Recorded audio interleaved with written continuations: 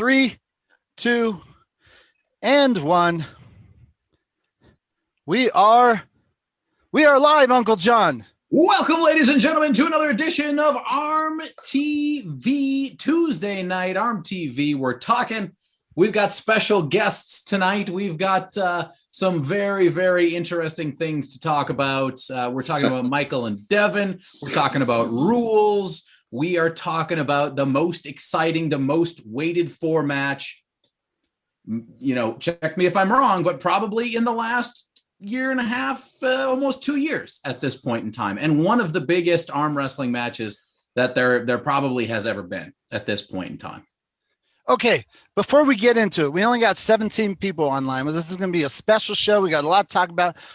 We got to kill a few minutes. Let some peeps join in on us. Who's our special guest, though? Who is our special guest tonight? You want me to introduce him, Gary? What? Is it Bill Collins? It is the one and only. How do we? What? I never would have thought we would have had Bill Collins on Gary Roberts' show. Holy smokes. Let's tease it. Let's wait till we got some peeps in here. So Bill Collins, welcome. Don't say anything. What you said we got to talk about. Let's hold that off for just a little. Let's tease our audience. Don't say nothing disgruntled, huh? And don't worry, Gary. You know, the older I get, the more professional I am. So I think we could talk like adults. Well, the more professional you get, apparently, I have a problem with getting more professional. That's okay. You know, you just need a little nurturing. You just got to stop crying on social media. That really tore my heart apart, man. Well, the funny thing is we have come so far, because when that whole thing happened, I was like tight with Travis Bagent, and apparently I've maybe messed things up with Travis Bagent, which I did not think was possible, because he's done quit social media on me. So here we are. I can't get him on a show for a month or more now. But here, Bill Collins, it's like it's bizarro world for me. Yeah. Well, you know, there may be a difference because I don't have to rely on you making money. So Travis he'll be back. As long as you're putting a coin in his pocket, he's going to be your best friend. Hey, we got Jamie Sheldon in the chat. Very nice. We also got Adam Vandal, Western Survivor Beef Jerky. Speaking of Western Survivor, we still have sponsors. Very nice. Bill Collins, are you on the Western Survivor train? Actually, I'm not. Be honest with you. Could be time, huh? Nice. I'm actually jotting that down as we speak. Yeah. So before we get into, like, we should get up to 100 numbers, at least 100 before we get into it. But like, before we get into, like, you're kind of the man now. The fact that you were chosen for the Devin Larratt Michael Todd match means you're a wanted, desirable man in the world of arm wrestling. Is that correct? Yeah. Well, I don't know. It might be the commodity part of the side, or it might be the one where it doesn't matter who's on the table. You're going to get the same match, whether if you're a novice, amateur, or a pro.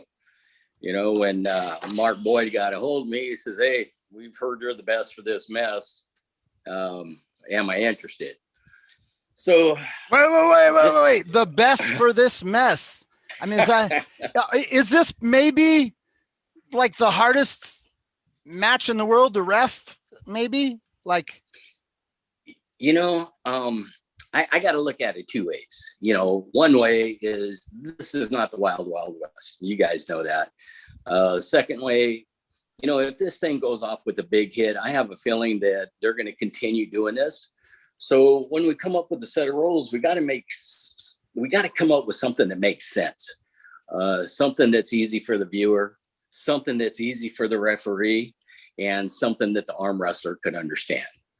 And, okay, but let me stop you there for a second. I agree with you in a perfect world, but Michael Todd and Devin Larratt, these two together, I picture that movie by the Lord of the Rings, Peter Jackson, with the King Kong and the Tyrannosaurus Rexes, like doing a rolling in the forest, like you're asking these beasts to respect rules. Is it like not the most difficult thing in the world to get these guys to like respect people and rules when they're like going at it?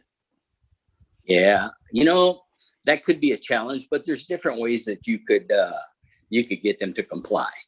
You know, it's you know, I'm pretty good at closing gaps and getting people's buy-in, as you should know that, Gary.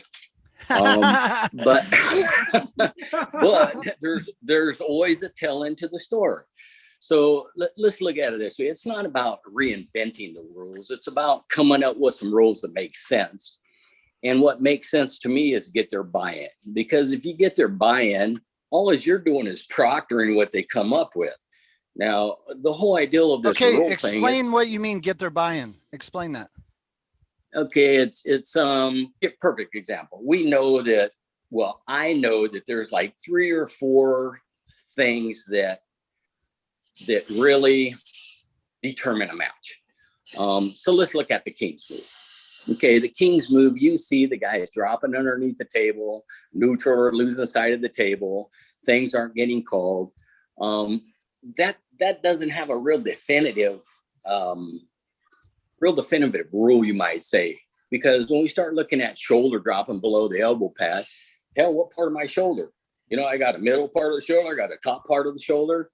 So part of their buy-in was, okay, let's define this so I can understand it and apply it. So you guys, when you do it, you know that you're doing wrong. So part of their buy-in is, hey, instead of saying middle or top of the shoulder, why don't we say when the humerus starts to dip towards the shoulder, in other words, you got a 90 degree to the ground, when the humerus starts to dip towards the shoulder, which is declining, that is considered the shoulder dropping below. So they come up with that, and I'm 100% buy-in on that, meaning that they come up with their own rule. All I have to do is apply it. That makes sense? It does make sense. I just have a question to clarify on that specifically. Will you be administering a warning before a foul when that happens, or is it an automatic foul, or do we not quite know yet? Yeah, no, we know. Matter of fact, I sent out the guys the final draft set of rules this morning. Everybody was okay with it. There's maybe two little tweaks. Bill Collins, tease that a little bit. We got too far into this. We need 100. We need more likes, and we need a minimum of 100. Okay, you want a little more foreplay. You want some foreplay then, right? Yes. Because I want a little more history of Bill Collins. I agree. So really? Hold on. Before that, Joe Valentine says, give Bill a little credit. And I'm not, here's my question. I like that guy. Here's my question, or my statement, if you will, is since I've been back in the sport, not the thing that's the mantra that's been beat over my head more and more is that if you're not cheating, you're not trying, the better you get at cheating. If you're not cheating, you're like every arm wrestler is, their entire goal is to cheat the situation. And I'm wondering, at this level, is there any way to combat that? Like, is somebody always cheating? Is that wrong? Is that correct? Is there somebody always getting an advantage? Can you stop it? Yeah. Sort of thing? You know, Gary, I'm gonna have to disagree with you on that. I don't think all the arm wrestlers are out there trying to cheat. They tell me that. They tell me that. Okay, so let's look at it this way, because this is how the mind thing works. So let's play it with the head a little bit. When people get away with something, that becomes their new standard. Okay, and I'll explain. You're going down the highway at I-5 in California. The speed limit says 70 miles an hour. So I don't drive 70. I'm going 80. Ohio patrols pass me up. I get away with it. That becomes my new standard. Then all of a sudden, I get pulled over. The highway patrol says, you know why I pulled you over? I absolutely don't. Well, see that speed limit? It says 70 and you're going 80. Well, I'm going with the speed of traffic. It doesn't matter. You just broke the law. Okay, now what happens? It brings me back to the world. I got to drive 70.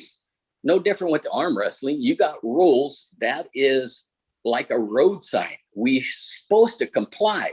And if you don't comply, your mindset is going to say, oh shit, I could do that elbow hop. Oh, I could come out the front. They're not going to call me, until somebody comes in and bees the sheriff and say, no, you just got a foul.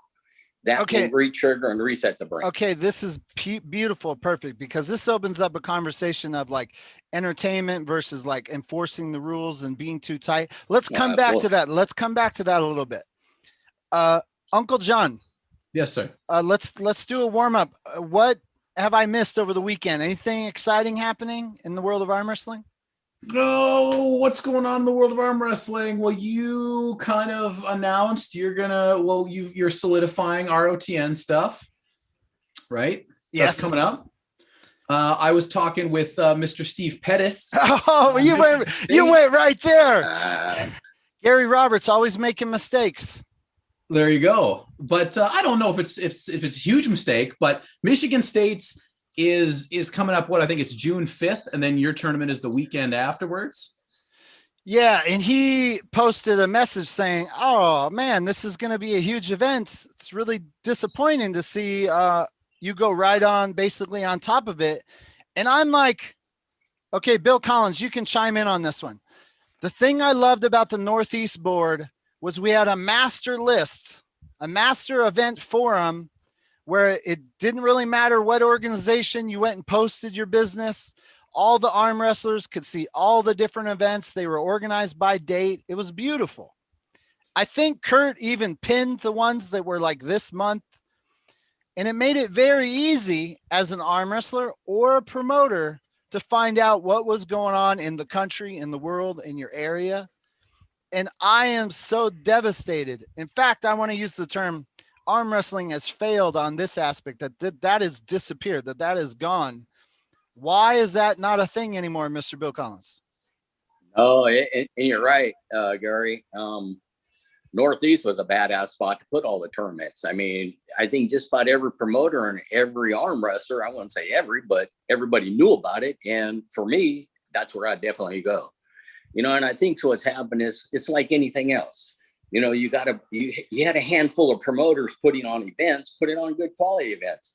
Now you got 10 times as many promoters putting on maybe not as quality event, but putting on different small events. So it's sporadic. It's all over the place. And that one central hub, like the Northeast was, as far as I'm concerned, with social media and everybody coming up with new things, it's spread all over until it circles back around how Kurt was doing things. It's probably not going to happen unless all the promoters, all the arm wrestlers can go directly to one page on Facebook, which seems to be the most hit, you might say. It's going to be difficult. So the movie industry, the studios, they have like a master list. They announce ahead of time what weekend they're going to pick for their blockbusters. And it's like, they announced to the world, oh, Warner Brothers is locked in, Batman on the July 4th or whatever. And it's like, everyone knows. In arm wrestling, it feels like, so I want to have an event in a month. And I was searching around social media, trying to see what I needed to stay clear of. And I did not see the Michigan States. I put it right on top of it. Yeah. I've got to talk to my venue to see if it's possible to change the date. I'm kind of embarrassed that I was promoting a date and then have to go to them and be like, oh, I'm an idiot. No, you're not going in. Just something you overlook. So if I got a guy 3 hours away from me, what is the arm wrestling etiquette to stay away from his event? How many weeks? Oh, shit. It just depends. What's happening too. As I mentioned, you got so many people putting out events. It's going to happen. It's going to be, as far as I look at it, I don't beg anybody to come to my events. I put on good quality events. And if you want to come, great. If you don't want to come to go to somebody else's, that's okay too. You can't look at, hey, I'm stepping on a guy's event, so I'm going to lose more entries. The arm wrestler is going to pick and choose who they want to support. So what you're going to have to do is just outshine your competitor and hopefully they're going to choose your event over the other. Well, Gary, let me tell you what, you got a big boot to fill to beat up Michigan State, brother, because I just got the full boat on what they're doing. I mean, dude, first of all, I need 8 guys really to create my show. So I wanted it to be smaller, more intimate. To be perfectly honest with you, I was creating a flyer for the arm wrestlers, but then I'm going to create a flyer for my local community. Then I'm going to go around. I don't know how often promoters do this, but I'm going to go around. I live in a really small town. It's actually like historic town. And it's the kind of town that would love to get behind a fun event. And I'm going to create a flyer that's dedicated to them to come watch it and not to get any arm wrestlers here. The arm wrestlers all reach out on social media, but to actually print, go to the businesses and be like, hey, come over and watch some arm wrestling.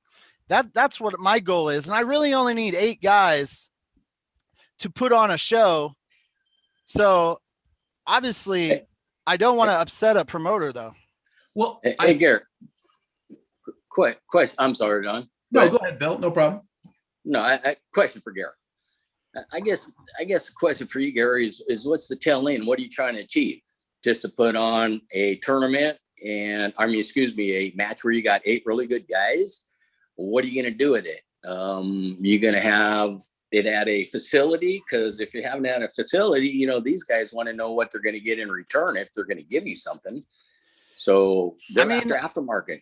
I'm trying to create. I'm trying to get YouTube views, man.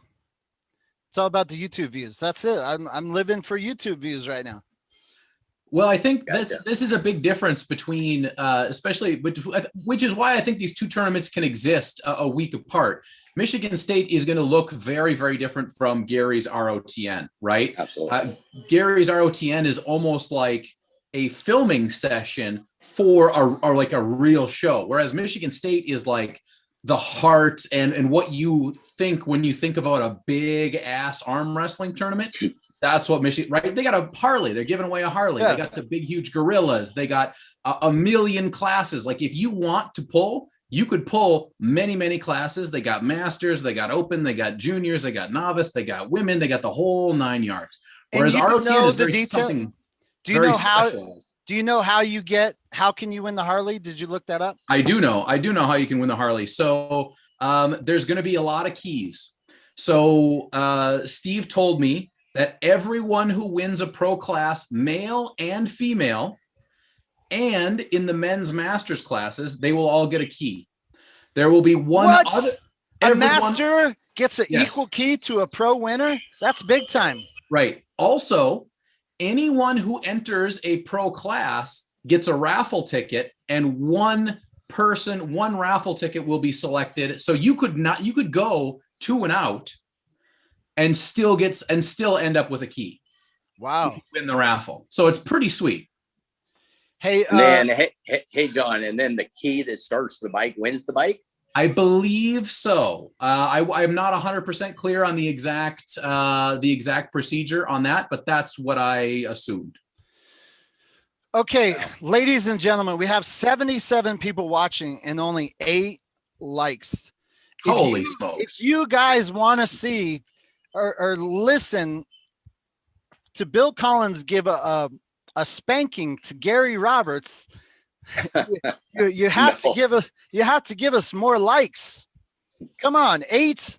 We are last in the world. Well, that's the worst percentage of like to viewer ratio. Come on.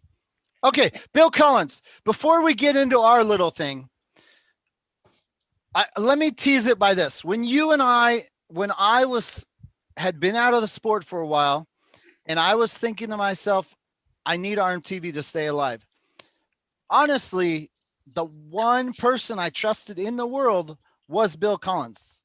You were like the only guy who I had faith in. And you were I think you were at the WWC 2004. So I met you like within months of my first experience with arm wrestling.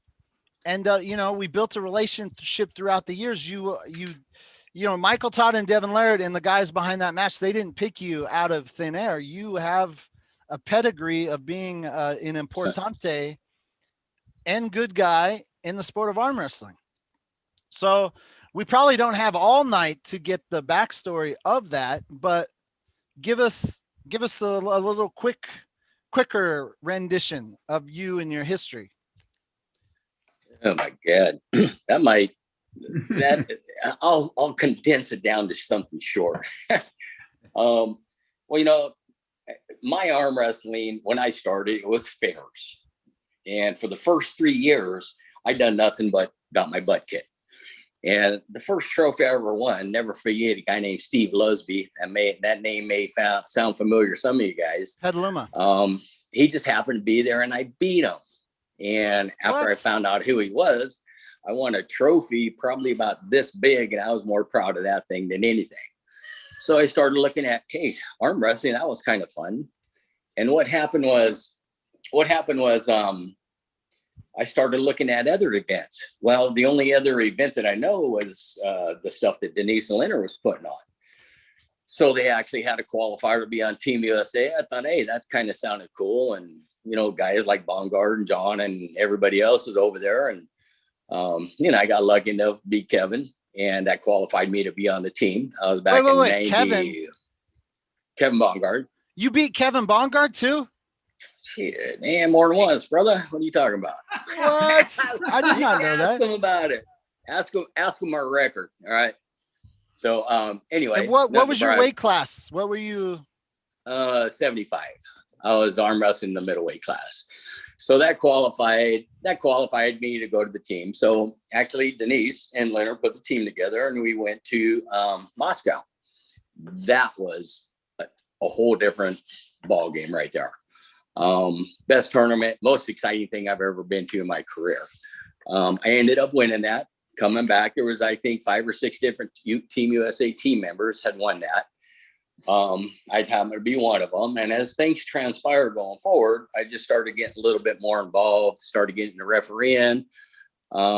Dave DeVoto was the executive on the WWC with Bill Sobranis.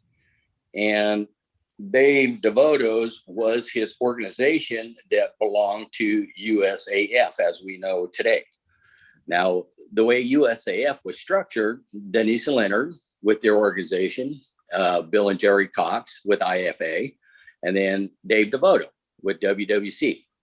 Well, when Bill passed away, Dave elected me to be on the executive board, which got me into USAF. After I'd done that for a year, the guys voted for my organization to come into USAF, and for me to bring somebody because there was 2 people to represent each organization. Now, my whole perspective on the USAF board is everybody needs to think as an independent banker to try to move this thing forward. So for me, it wasn't going to do me no good to bring Ginger, my wife, in to represent our organization, because she'll probably roll with what I decide. So I decided to bring Simon in. Okay, so Simon came in with my organization. So there's a total of 8 people on the board. Okay, but pause, hold it. Is this before or after the birth of UAL? Correct, before. Before, okay, go on. Before.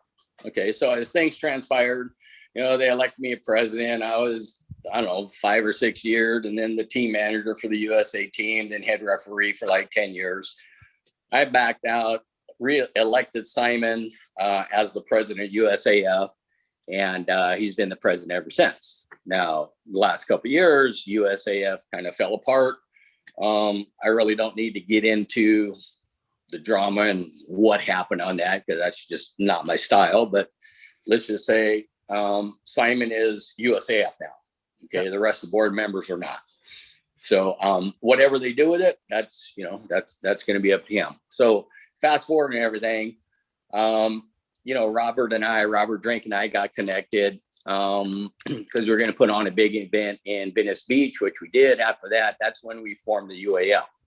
Now, before we had the UAL, I had my own organization, which was NAP. And since the UAL was growing and the whole objective was to make this sport mainstream, we had two different functions we played. Robert took care of getting us the money. I took care of the operations. We done that and we had a really good run. I'm a budget freak. Robert is not. So we differ in quite a bit of areas. So did UAL make money? Hell no. Robert dumped money on top of money on top of money on this thing. And we've been in so many different meetings with network companies. We had a 3-year deal with CMT. Things didn't go well because they wanted 90% of everything. So we kind of backed out of that. And then WAL surfaced. Wait, they wanted 90%? Yeah, they wanted 90% of everything. So in other words, but check this out. You know what, for me, I didn't need to make money. I just wanted to move the sport forward. Now, Robert's more of a businessman when we start talking dollars and cents because he knows you only got one chance to negotiate. So he's going to do the best he can on it. So again, 10% don't sound like much, but they were going to televise this thing for 3 years. We got the table, the base that the tables stand on, and the uniforms to do whatever we wanted with. That's where the aftermarket would have came into play. The 10% is we got 10% of what that show would bring as far as revenue. But was that also giving up like 90% ownership? No, okay. That was just 90% of what that thing generated while it was on their TV show. So the way I looked at it, 3 years, they're going to be dumping thousands and thousands on it. They're going to build the business for us. We get 10% of whatever we can market, say like Reebok on a uniform or Nike or whatever the hell the case might be. So personally, I think that 10% could have been sizable if you want to look at dollars, but I think the value was CMT building the company for us. So it didn't happen. And then, like I say, you and WAL Robert came. agreed or disagreed on that? You and Robert disagreed on taking that? Oh yeah, definitely. Oh, so Yeah, you no wanted to, he said no. Correct. Okay. Correct. Yeah. And like I say, we played two different functions. He was the majority holder in the company. So, and we agreed when we formed the company, if there's going to be a major decision that needs to be made with any finances, that we gave him the power to do so. So at that time, he thought that was the best choice. I wasn't 100% agreeable with it, but it was his choice. We made an agreement. We stuck with it. Hey, Bill Collins, do we have any super chats, Mr. John? We did have a super chat way back up here from Daniel Urich. He says, LMAO, Gary still has all of Travis's things tipped over. Good on you. I agree. That's more laziness than anything. Okay, what I find interesting, and Uncle John, listen, if you have a question, you got to jump in because we interrupt on this show. What I find interesting, Bill Collins, is that you were there, you were part of the big money, the trying to get on TV, like you were part of that. And now you've seen what happens, like when you and I shook hands and we were like, hey, let's do something with ARMTV. There was I hated YouTube. There was no Larry Wheels. There was no Alex. There was no huge success on YouTube. I find it so interesting. You were involved in the stuff and now you're going to be the ref for this big stuff, which is like, to me, like a completely new way of trying to blow up the sport.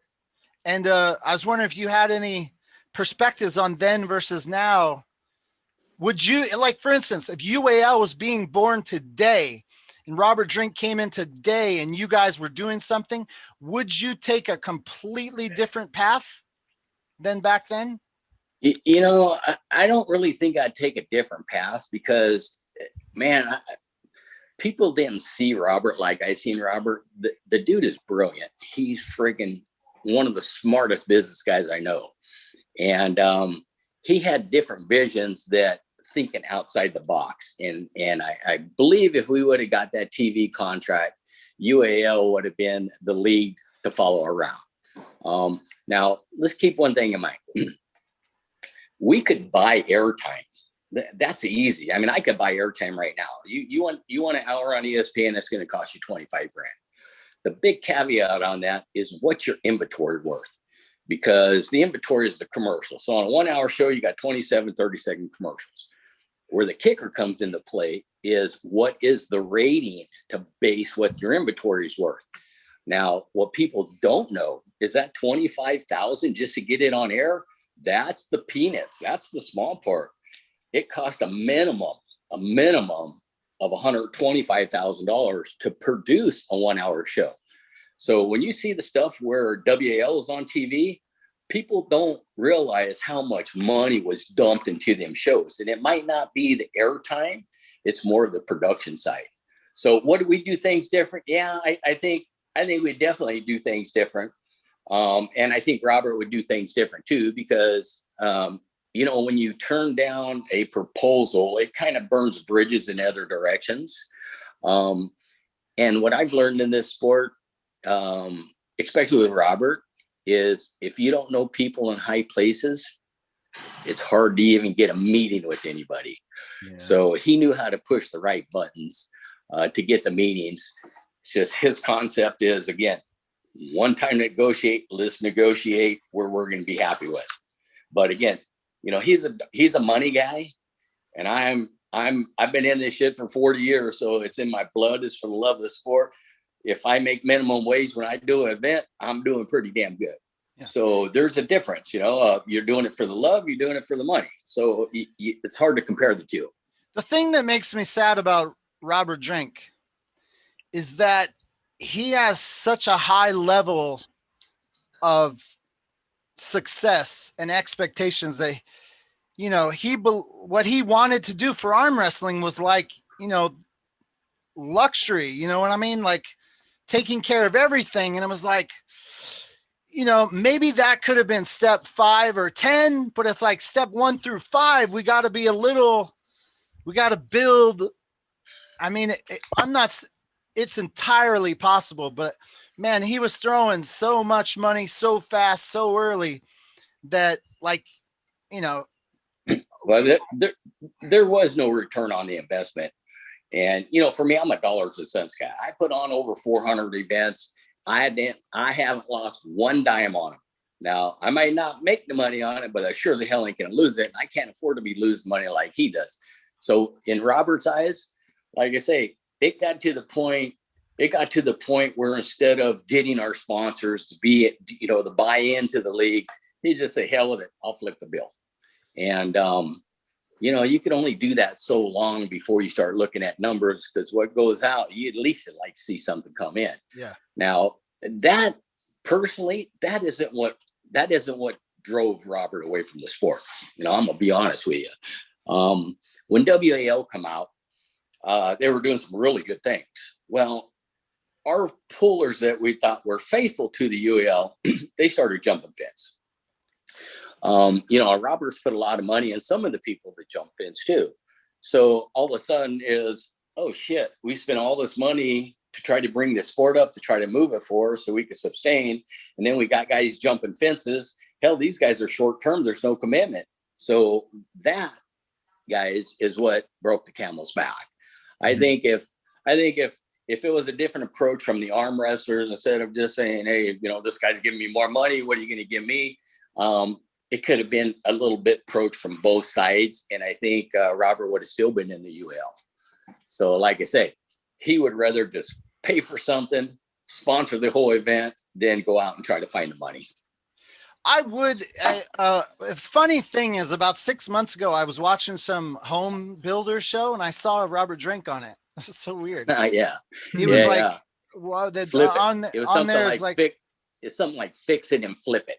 Yeah. And I was like, it really would be interesting to get his perspective of the sport now with these different paths opening up. Okay, we hit 100 people. Let's squash our thing. What do you got to say to Gary Roberts, Bill Collins? What, on the ARMTV or the real thing? The ARMTV. Hit me. Beat me up. No, I ain't gonna beat you up, dude. We could talk about it because you exploited my name in the wrong way as far as I'm concerned on the internet.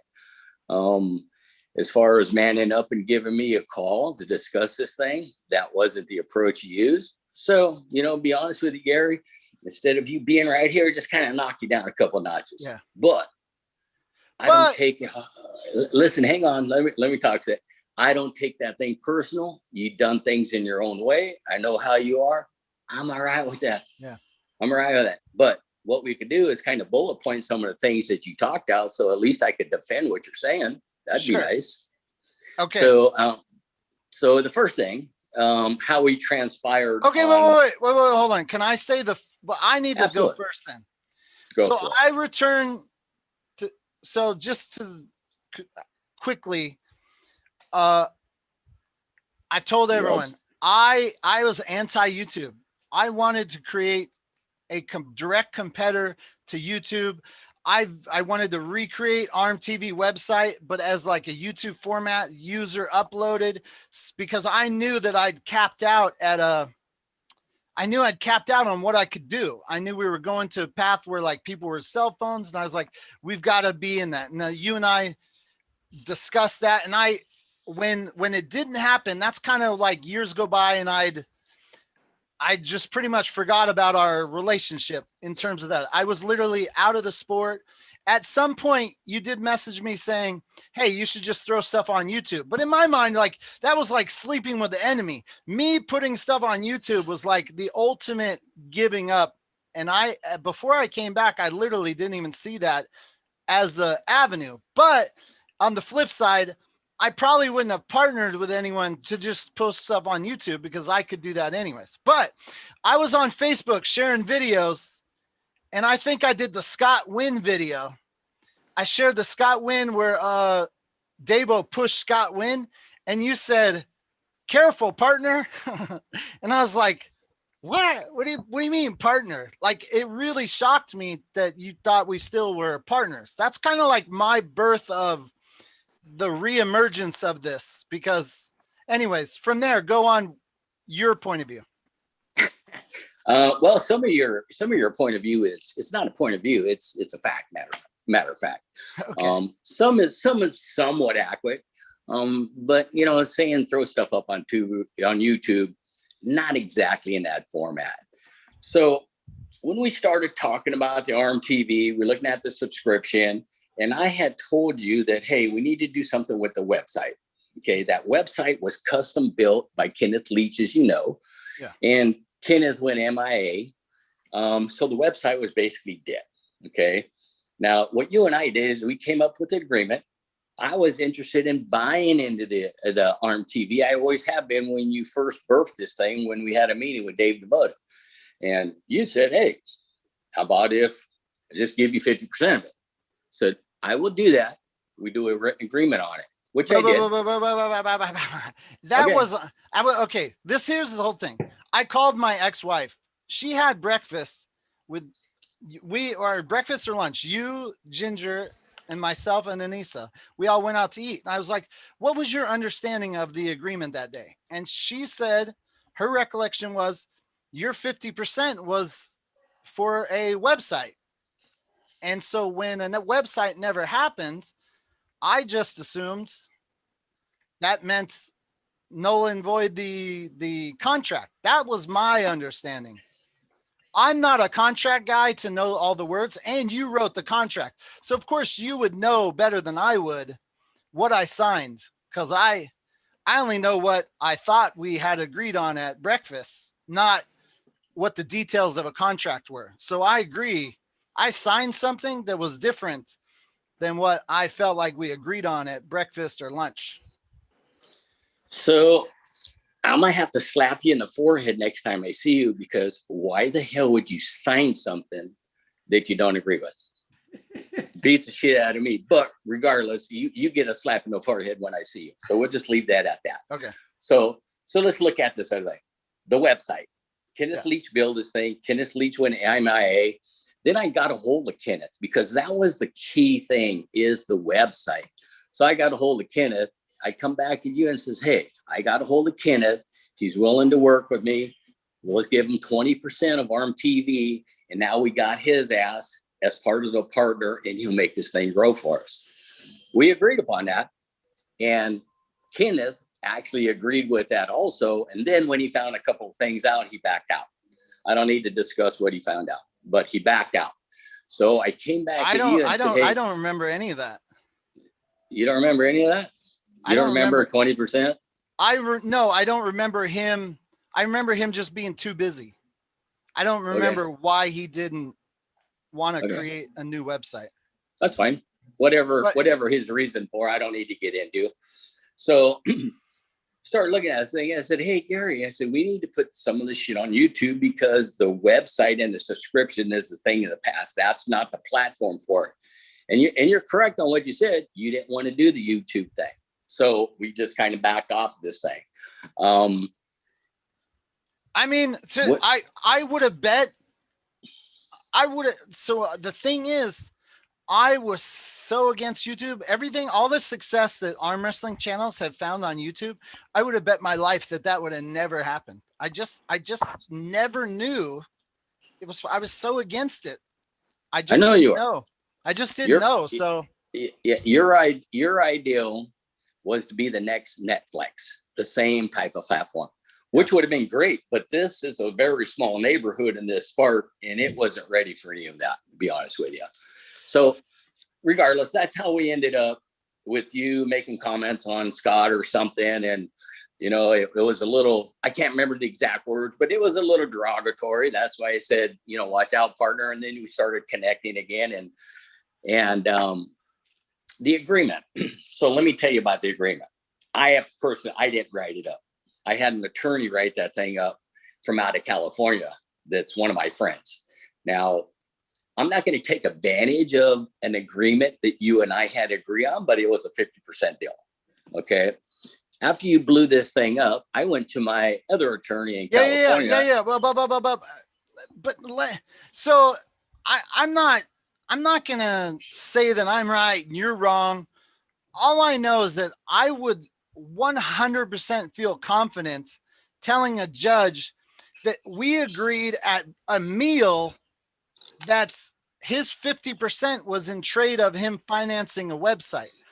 So even though a contract missed that, the contract said nothing about you financing a website, which is like, to me, the biggest, like, how come you didn't sign something when the whole reason I would give 50% because you said you would pay for a website. And so my biggest issue is that the contract says nothing about that.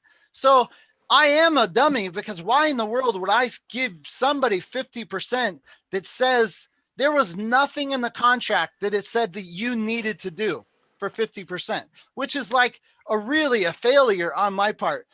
The contract was 100% in your favor and it literally nothing in my favor. Like it said you had to do nothing for 50%, which can't you agree that that's a little weird? Like what did you have to do for 50% according to the contract? Zero. Let's turn this thing around. You say that I was going to put money in the website.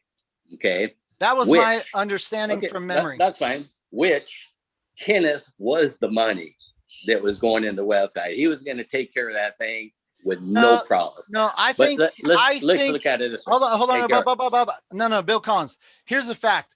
The very first conversation did not involve Kenneth Leach.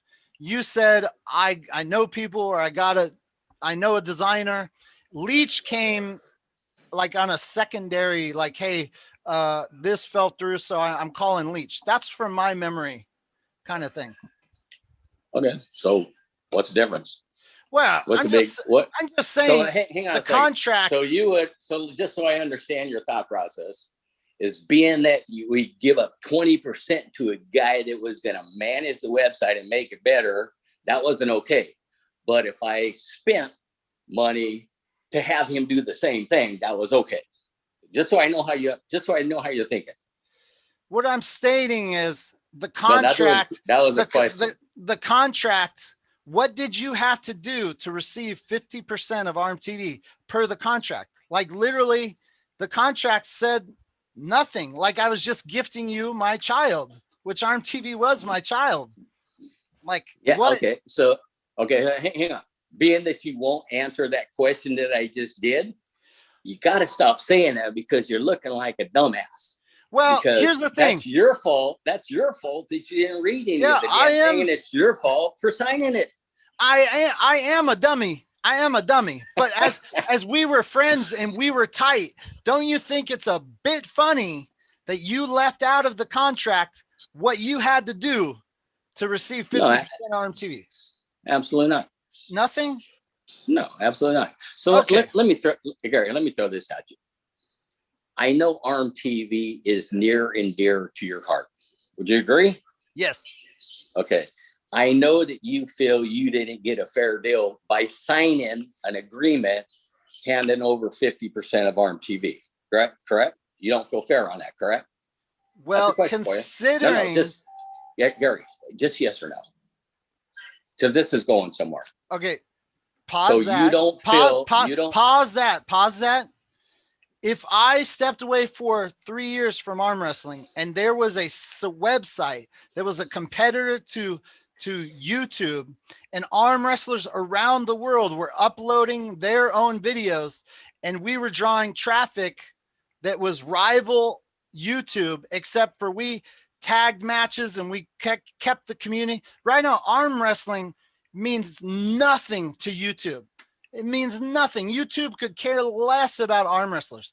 If there was a website that existed today doing what you and I discussed, I would be bowing down to you.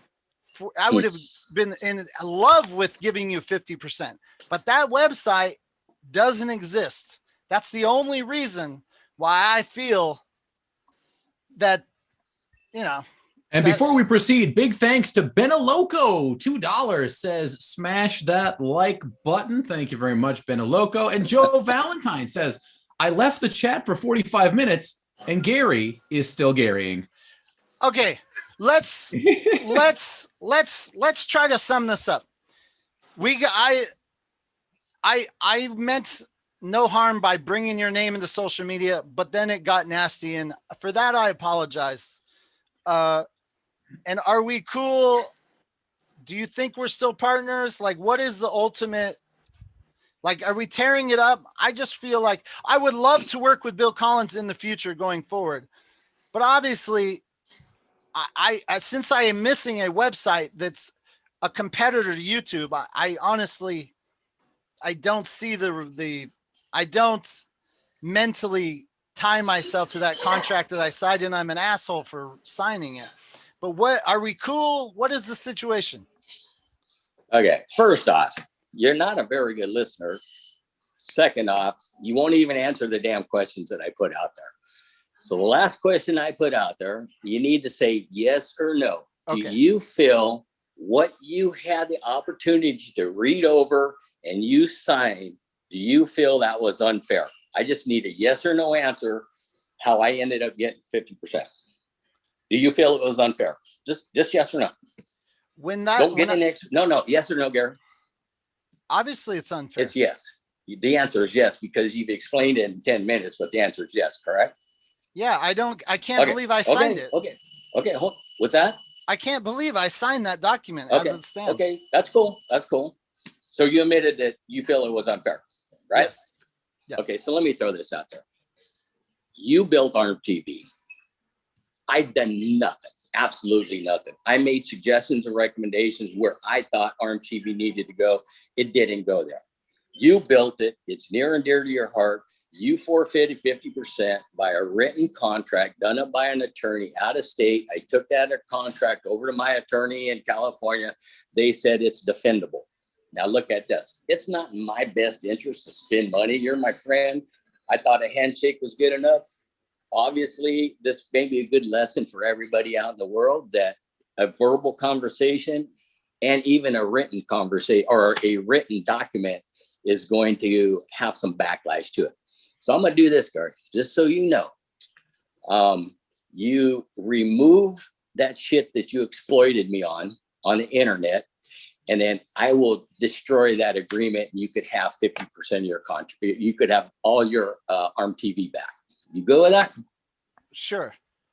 Okay, good. Let's get on Ladies and next time. gentlemen, boys and girls, we have reached some kind of agreement. I can't believe it, but it's amazing. We're done. We're done. So going forward, as of whatever time it is, I can't see, but as of this time, Gary, you own 100% of ARMTV.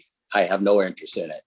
I don't need the money. You need it worse than I do. So if you could generate a few bucks on it and put money in your pocket and put food on the table, heads off, Gary. You good? I appreciate that, Bill Collins. All right. Thank so you. We're in with that So we're in with this, correct? End of that conversation? Yes. Yes. Okay. And you agree that you're going to remove the shit where you exploit my name? Yes. Okay. Done. Let's move on. Okay.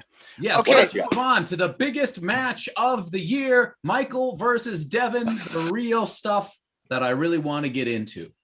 Are you ready for that, Gary? Can we move on to that? Well, can I ask one question? No. Well, because we didn't finish the UAL part.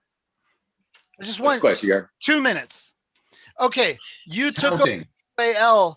Obviously, you must have the same dreams and goals of doing huge stuff. Obviously, Robert Drink was the money guy. Like, are you on a path towards doing big events and getting the UAL name back out there? And is that happening?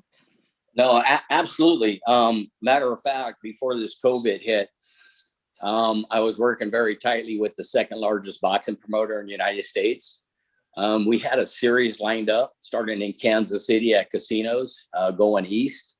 COVID hit, it shut everything down. Within the last month, we're communicating again. Things are starting to open up. Some of the casinos are interested again. So hopefully we're going to have some big things going for UAL in the future here. Yeah, because I mean, when I watch some of the stuff you guys were doing, it's like, dude, it's legit. It was awesome. Man, I'm telling you, it was Robert, man. I was just keeping things in line, taking care of the operations. All the big things that you've seen with UAL, it wasn't me. It was all Robert. I was just, I'm on the backside making sure all the functions happen properly. But as far as the vision, as far as his creativity, as far as him taking care of the arm wrestlers, which I seen him take care of a lot of guys like very well. It was all him. I can't take the credit for any of that. I was just enjoying the ride while he was on it. So would you do something completely different, the UAL, if you do land a big series, or would you just be more fiscally responsible? Well, it's with this boxing promoter, I'd be drawing in a partner. Okay. So, he has his thing he does. I have my thing to do. And what we're looking at is doing some collaborative stuff together. For the simple fact that, he's got the venues, he's got the sponsors, he just needs some other little activities going on in there, and that's where we may come into play. Now, are we going to do full-blown tournaments? If we're looking at a casino, yes. If we're looking at some special events, we may be doing what you're thinking about doing with ROTN. Awesome. Well, I wish you the best, and like I really feel like it means a lot that like you're the one guy in the sport of arm wrestling that I was trusting with my baby. And I mean, you are a good dude. I believe in you. You came to my wedding, and I apologize for creating drama with you. And I wish you the best. No need to apologize. We're both adults. We're moving on. Now, if I needed your money, it may be a different story. So treasure what you sign next time, all right? Yeah. I mean, all right, go. Gary, just fax me the documents and I'll tell you yes or no. Okay. Hey, John, you may be onto something. Yeah, there you go. For a nominal fee, I'll take a look. All right. So we're moving on. We got like 120 people watching. Everybody is dying for Michael Todd versus Devin Larratt. And we have a very, very unique situation tonight where the man who will be managing the match, the man who will be keeping these two monsters under control, Bill Collins, is here for us. So in the chat, if you guys in the chat have questions that you want answered specifically about the rules or how things are going to happen, feel free to throw them out there. Feel free to super chat them. Bill, I want to talk first a little bit about your feelings. Just going into this, because the first thing when we first found out that this match was going to happen, the first thing that popped into my mind was, my God, may God have mercy on the soul of whoever the man is that has to referee this match. So you've gotten the call. We've seen you kind of talking with Michael and Devin. Where are you at with this whole situation right now? Man, I tell you, when I got that call, I was, I very rarely I get excited. I really wasn't excited when I got the call, but I was interested. And I started to look back, and one thing I never watch videos. Sorry, Gary, but very rarely I'll watch a video on ARMTV, and I barely watch videos if you see it on the internet. So the whole idea of reffing two guys, that's easy. I'm just dealing with two guys that are creative. Now, I got one guy that I've known for years, and all he wants to do is be the best, and he wants a fair match. And I got another guy that's a friggin' master technician that will look at these rules and say, oh shit, if I do this, maybe I could do that. So it's going to get a little tricky. Now, what I did is the whole objective on this rule thing is we're getting the right people involved. I mean, this thing has gotten a lot of exposure. We're getting the strongman. We got Larratt Wills. It's getting you really excited for arm wrestling. So the whole objective is to come up with a set of rules that make sense. Something that makes sense that you could watch if you're not an arm wrestler and understand what's going on. Right. But then again, not so much recreate the rules. Let's just make the rules that we got to work with better. I looked at WAL rules, and they're actually not too bad, with the exception of the arm wrestling being like the Wild Wild West. Mm-hmm. Guys getting away with stuff, and once they get away with stuff, they continue to get away with stuff. Right. I'm not like that. I'm not. If they want me to ref like they want Bart to do with WAL, I'm not the guy, because it's hard for me to see a big infraction and not do something about it. Can I interrupt? Are Sure. you stating that when you watched WAL videos, your impression was that going back to your highway analogy, that everyone was driving 100 miles an hour past the highway patrol and not getting pulled over? 80. It was 80. Right, but Michael, they're on WAL, they're driving 100 and not getting pulled over. Is that what you're basically saying? Kind of. It's all about the mindset. You guys, I'm a safety engineer, so I deal with people's behavior all the time, you might say. And part of the behavior is when you don't follow a policy and you get away with it, that becomes your new standard. And you get away with that new standard until somebody stops you and puts you back in line and resets that policy over again. That's kind of what I'm going to be doing is resetting what we should be doing on the table.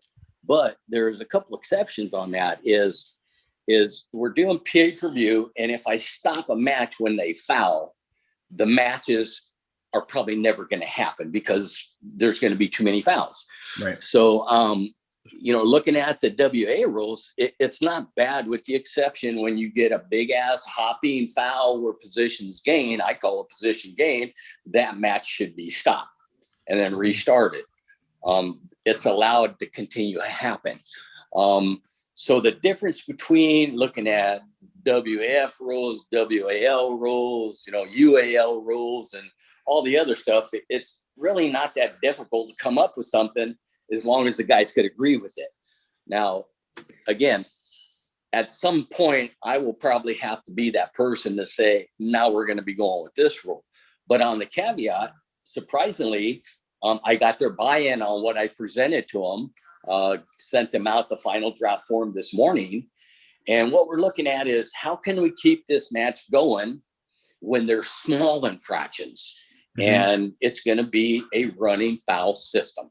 Now, a running foul system means I got a little bobble that didn't gain position. I'm going to call a foul, but the match is going to continue. Okay. Let's say he's arm wrestling, he pops off the front and then comes back. He didn't gain position. That's another foul. It's Okay, going to well, be Bill, Okay.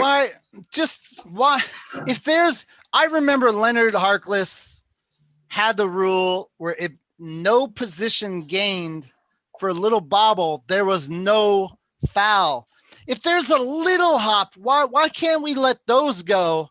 Why give a whole infraction on a running foul if it's like literally like minute business? it'll be my discretion. Let's put it that way. And the big thing, the reason why we got away with that in USA is because when we took the world team to the WAF, the only ones that wasn't getting fouled out was the Europeans, because they follow the rules. Us Americans don't. We try to get away with the rules. So what we had to do was switch that stuff up, take that running foul out of the equation, no position gain, and be as strict as hell like WAF does. Yeah, That's but how that left. doesn't that make for bad TV? That WAF business? It depends. If you're going to foul out the match, absolutely. If there's going to be a tail end of the story where you pick a winner, no. Well, and that's the thing, right? If you're constantly practicing where you will foul out under WAF rules, then yes, it will always look bad. But if you train specifically for those rules, then you won't foul out. Absolutely. And, you know, there was a couple things in the rules that I know I'm going to have probably a few issues with. So the whole idea of my troubled areas, or the gaps, you might say, is to get buy-in from the arm wrestler. What I mean by buy-in with the arm wrestler, everybody knows the king moves, and everybody knows nobody calls that thing right. Because on the king's move, it says the elbow and the elbow pad and the elbow pad. The elbow pad and the shoulder. Okay. When it drops below, what part of the shoulder? I mean, you look at Michael Todd, his freaking shoulder's like a football helmet. So am I talking the middle part, or am I talking the top part of the shoulder? So what we did is I had them guys, all right, this is one of my troubled areas that everybody could get in trouble with. Let's define this a little more. And so this was Devin. He says, hey, your arm is at a 90-degree when you're arm wrestling, your body and the arm on the table. Let's define this thing as when your shoulder dips and your humerus is in a declining position. That would be considered a foul and a neutral or losing side of the table. We got their buy-in. Michael agreed with it. Devin agreed with it. All I got to do is apply it now. So if they drop down where the humerus is in the declining position on the drop of the shoulder, it was their rule. I'm going to be the CHP and write them up on it, or call them on it, you might say. And so would that be a warning or a foul immediately? No warnings. Everything's foul. It's going to be a 3-foul system. Okay. Yep. That will be a foul and a restart. And a restart. So that will not be a runner. That will not be a runner. Okay. Absolutely not. There's some rules that we have in the written rules that are considered a foul. Okay. You let go of the peg. Okay. You're getting, that's a foul. Okay. Why is that a foul? Why is letting go of the peg foul? Because you're not hanging on to it. I know, but is it really a big deal? You got to hang on to the peg. Every rule out there, you have to hang on to the peg. The caveat on that thing is WAF rules are warnings. 2 warnings to get a foul. On this particular one, you let go of the peg, you gain possession, that's a foul. We're going to restart the match. The running foul are small infractions where position is not being gained. That's manageable. The way WL has this thing written, arm wrestler A comes out of the pad, you still arm wrestle. Arm wrestler A has to pin his opponent just to get a restart. Yeah. Okay, so now you got arm wrestler A that gets a foul, arm wrestler B that gets a foul. The match is live. The next match wins. But what happens if A gets a foul and then B gets a foul? It's just too damn confusing, hard to follow, hard to manage, hard to proctor. So running fouls, no position gain seems to be the way we're going to go. Nice. Can I ask you a question regarding if you don't get a grip within 30 seconds, it can go straight to the strap? Yeah, go ahead and ask. What about it? How is that? Why is that a thing? Why would you go straight to a strap and not have a match without the strap? I can't get behind this concept. Well, let's put it this way. The way the grips are, you're almost in a referee's grip because we're going to be using the same grip WAL does. I like that grip. So there's no reason why I shouldn't be able to grip within 30 seconds. If it doesn't go into 30 seconds, then we will go on a strap because it may go there anyway. You know what I mean? That was something that we put into the thing to try to streamline things and make it more effective. So we're not there dickering around out there for 2 minutes and we get the match going. So we know after 30 seconds, if I can't get your grip, we're going to go on the strap. This is off topic, but why did they get rid of the Velcro strap and use buckles only since I left and came back? Beats the shit out of me. Beats the hell out of me. I like both of them. The only caveat on the Barocco strap is you got a webbing that goes over, and then you got another webbing that goes on top of it with the Barocco, so it increases the thickness probably about maybe a quarter of an inch versus just one strap going over the webbing. Follow what I'm saying? But both arm wrestlers would feel the same thickness. Absolutely. I ain't got a problem with Barocco strap. The only problem I've had with Barocco straps is after you use it for a long period of time, and if it goes against somebody's t-shirt, it starts to get lint and shit in there, and then it doesn't stick as good. So it's possible they can break apart. No different than a strap with a buckle. The buckle could break, but it's less likely for that to happen. So why did they go to the buckle? Beats the shit out of me. Do I like them? I like them both. The Barocco is a hell of a lot easier to put on. But you host tournaments, so why do you not use the Velcro at tournaments? No, I use the buckle. I use the buckle because the buckles are, for me, I could pick up the phone and have a 10 strap sent over to me with the blink of an eye. If I tried to find a Barocco strap, I'm screwed. So for me, for UAL, we standardize the strap to a buckle. That's the way we're going. That's where access. Hey, we got a super chat. We got a super chat here. There was a question asked by Cobra Rhodes, and then Bill Baker super chatted it. He says, question for Bill: what was the most technical match you've ever reffed? Did that come from Cobra? Cobra asked it, and then Bill Baker made a super chat out of it. Oh my God. I've never seen anybody more technical than the Tahoe event with Cobra Rose and the Steel Giraffe. Ooh. These guys, it was unfriggin' real. And if you haven't seen it, you need to pull that video up and see it. So much technician going on there from both of the guys. I mean, they were doing some weird shit that probably ain't supposed to happen on the table. That was probably my most technical match I've ever ref. That was an amazing super match. Oh, it was crazy. Bill Baker says Velcro is terrible. The reason why I brought it up is because when I was filming in Waxahachie and I'm trying to cut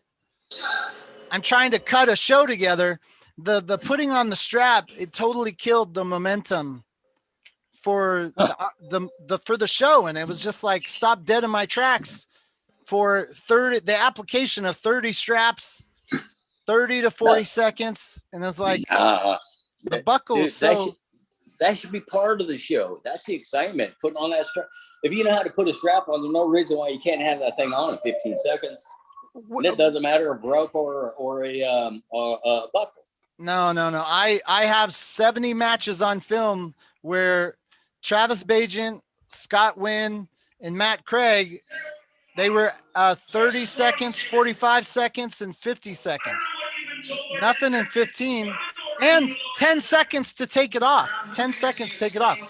So can't answer for him. I couldn't tell you that. I'm gonna have I have Corey Miller. Who can I hear? I can hear somebody. Who's watching TV? Bill Collins, you watching TV? No, I'm watching you, dude. You don't hear the TV going, John? Dude, I wear hearing aids. All I can do is hear you. Okay, Corey Miller's going to come on and talk about something amazing. Give me 1 second. That he did for me. I'm going to go ahead and bring him on. Is that okay? Bring him on.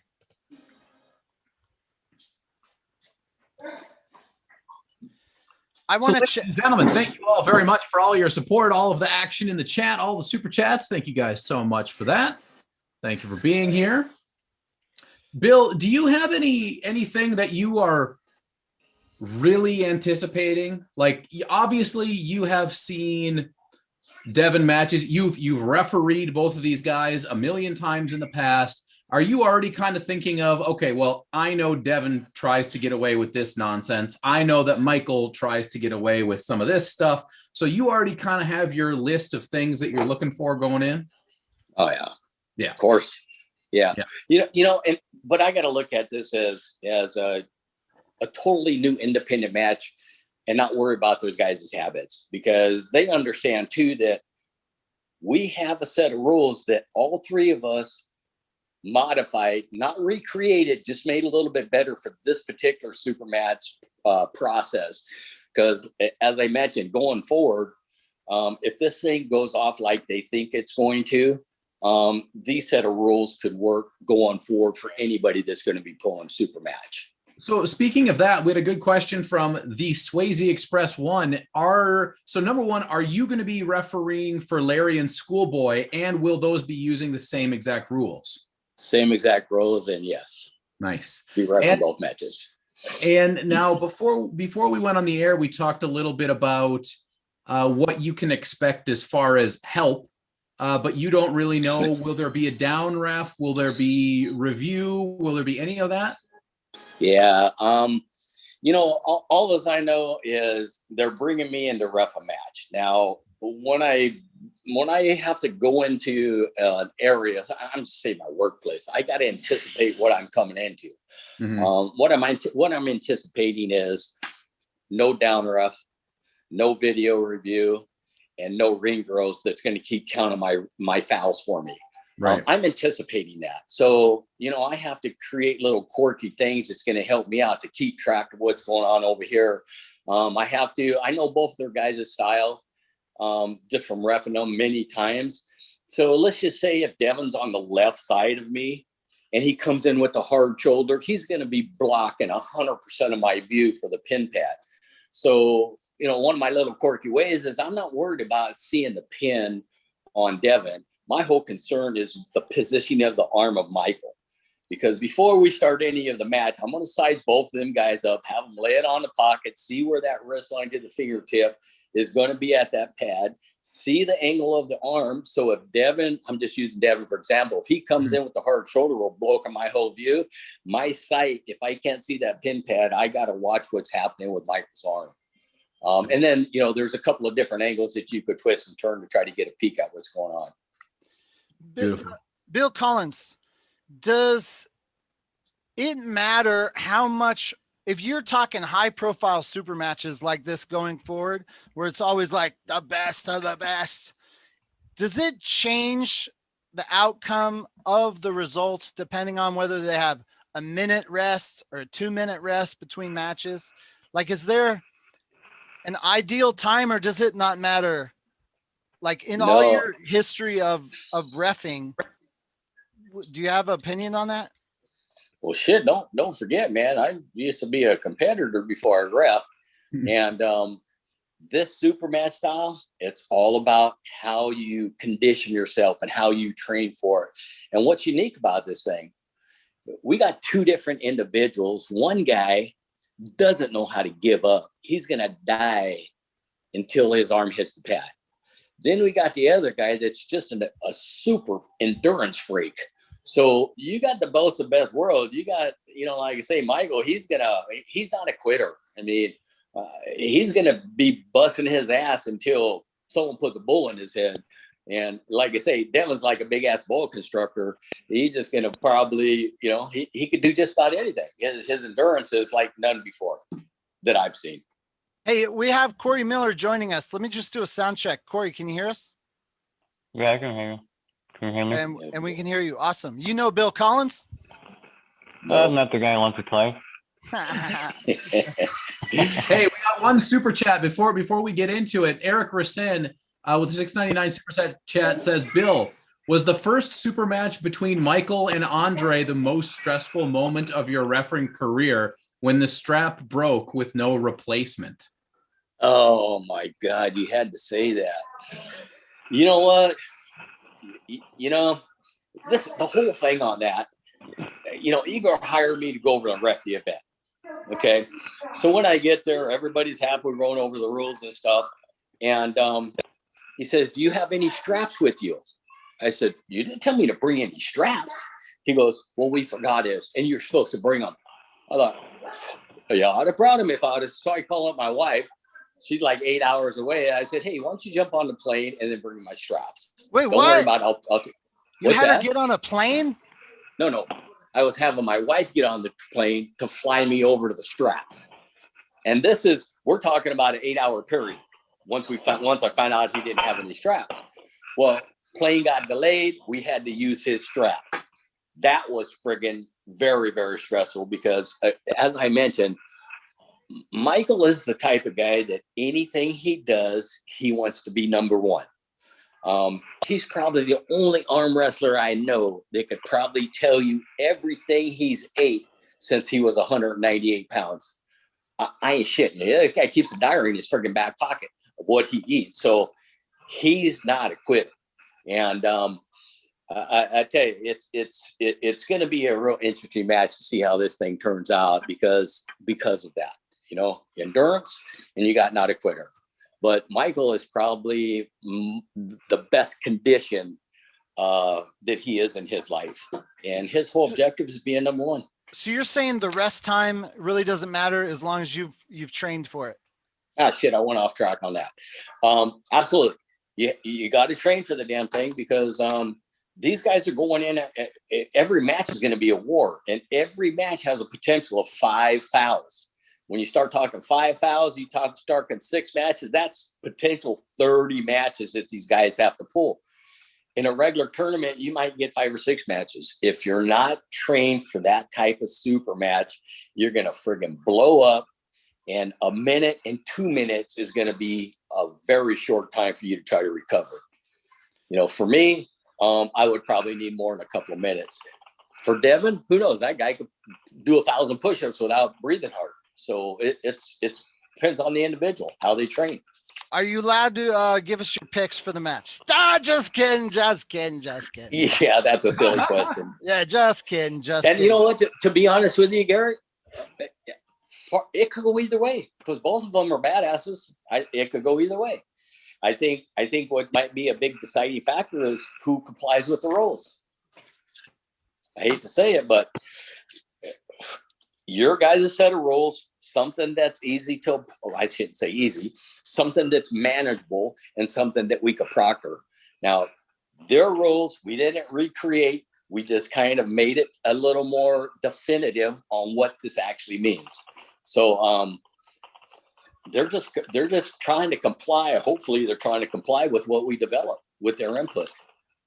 One final question. We'd love for you to continue hanging out. I got a topic to talk to Corey about. It would be interesting to get some feedback on that. I do have one final question before we get to what Corey's here for. I'm revealing old footage. Pre-wall, all the ref scripts were, get the hand straight, then I'm gonna close your hand. Do you want to cover or no cover? And then you close the hand, then you look at this guy, I'm gonna close your hands. You want cover or no cover? But all the current videos are like wall style where it's like, hey, get your weapons, lower your thumbs, don't move, lower your hands, don't move, go. What do you have an opinion on those two different ref scripts? Well, be honest with you, the timing, it's all about the logistics of an event when we start doing something like that. Because if I do a WAF or a UAL ref grip, that's happening probably after a minute that we can't get them going. So it burns up about twice as much time. The way WAL does it, hands together, thumbs down, close your hands, go. It's going to expedite things. I like it. Another one of the quirky things that I'm talking about is, for our rules, you can't cover that thumb when you close the hands. I see that a lot. And there's a reason for that is because, you might not know, or you might not, to be able to determine what that top of that thumb knuckle is. So one of my little quirky things, I'll get a little pin and put a little dot right on their thumb, or a little line, just like you see right there. So when they close their hand, I need to have that thing visible. If it's not visible, expect a foul. Yeah. I mean, it's just a matter of proctoring the rules that we have written. Yeah. Well, thank you very much. Do you have any final questions, Mr. Uncle John, before we get to Corey? I just want to say, Bill, one, thank you for coming on. Two, Godspeed. No, right Yeah. on. Good luck to you. No, thanks, man. I mean, appreciate it. A trip to Dubai. Yeah, that's, I don't know, like I say, I don't get excited, but man, it's, what's more exciting, the match or the trip? Don't ask my wife that, because she'll tell you. Definitely the trip. I'm looking forward to it. Not only the trip, but I am looking forward to the match, because I think it's long overdue that, we take the Wild Wild West concept and bring it back to the professional mode. Again, something that anybody that watches it on pay-per-view, hopefully they can understand what's going on and not just walk away saying that was confusing as hell. Right. Beautiful. So if we could achieve that, I think we've done well. Hey, Bill, like I said, I don't want to hold you longer than if you got family stuff, but you just let us know. But I appreciate burying the hatchet, and I'm glad that we were able to move on. And I'm okay with that. It was an easy fix. Well, thank you very much. Hi, man. Good luck, guys. Take care. Okay, you, take care. Thanks. Hey, we got a $5 super chat from Jace, who enthusiastically says Uncle John has a weak hand and wrist. I'm gonna take that $5 and put it in my hand and wrist fund. I gotta get a stronger hand and wrist. I did want to ask Bill about the he took off, but I would be interested. Uncle John. Yes, sir. If I say these words definitively, you tell me your thoughts. I now hate weight classes, and I don't understand why we're not going to do this concept that Corey has discovered that I can do, which is host an event. Why do I have another Corey Miller? I had to open one on my computer, and I had to do my phone, so I'm flicking Okay. earlier on my computer. Which one should I accept? Do my computer line instead. So let me, while you guys are figuring this out, I want to tell a story, because I'm moderately sure I might have met Corey Miller and Gary Roberts on the exact same day, possibly. It would have been in 2012-ish at Minnesota States. All right. And this was a year where I was brand new to the sport, maybe 6 months to a year in. And Gary, I'm pretty sure, I don't know if it was 2 separate years or not, but Gary Roberts was filming. And I believe the same year, Corey Miller came in and pulled 8 classes and destroyed every single person that he pulled. As he's leaving. What? As he's leaving. Where are you going? But it was for me as a new puller. I could not understand it, and I could not believe it, because I knew who was strong in Minnesota, and Corey made us all look like little babies. Okay, hold on. Now you say that story, and I think to myself, what would Corey Miller be doing at Minnesota States? Right? Do you remember, Corey? Yeah. You were there, right? Wasn't Katowski was there too, maybe? Yeah, Katowski. Who's the super heavyweight guy? Sitchy, Mark Sitchy, Bagansky. Yeah, Bagansky is there. There's Hey, your audio is really funky. What are you speaking on? Is it a mic? Yeah. Oh, it's like a. Yeah, pull it out a little bit more. How's that? Say it again. Better. What is it? It's just a headset thing. Can you put it on your head, or can you make it where it's not in your shirt? It's not in my shirt. Did it go something all the time? Okay. All right. So what were you doing in Minnesota States, bro? That's back when I traveled everywhere. I went all over the place. I just went places to win money and beat people. Oh, tabletop arm wrestling. It was probably Trapper Saltzman from South Dakota. That's it. Yeah, Trapper. Yep. Yeah. Okay, so let me finish my thing. I now hate weight classes. I don't understand why you don't do this. If you want to have a tournament with 4 weight classes, why not just have everyone come? You take all their weights, and you divide by 4, and let's say you have 40 guys, take them, you divide it by 4, that'd be 10 guys per class. Top 10 is the heavyweights, next 10 is or supers, heavy, middle, light. And that's the way you should do it. No more dieting, no more forcing people into a square peg into a round hole. And that's what I'm going to do. What is this not the most amazing idea of all time? Well, I think it's an idea. I think it's an interesting idea. No, it's the most amazing idea, not an idea. So this is basically solidifying what you're going to end up doing for ROTN, correct? Yeah. Did you look at my flyer? I did. Did it make sense? There's a lot going on in that flyer. Yeah, I am struggling with what to have put on it, and there's a TMI possibility, and because I'm being different, I feel like I have to disclose. I feel like you need to do a show that just explains it, like just like 10 minutes tops, and it has to lay out everything, and you got to lay it out one time so people can just go through the whole process. Okay, so to give some backstory, talking to Travis, we did in Waxahachie, we did a single elimination, heaviest to lightest. It was very simple. And then I was like, my ROTN format, I wanted to maybe do 40 people, king of the table style. And Travis was like, that's insane. You can't do that. It's got to be like 16 or 8. And then he's like, you got to do a double elimination to find your 8. And then after Waxahachie the second time, I was like, okay, that's genius. Top 8.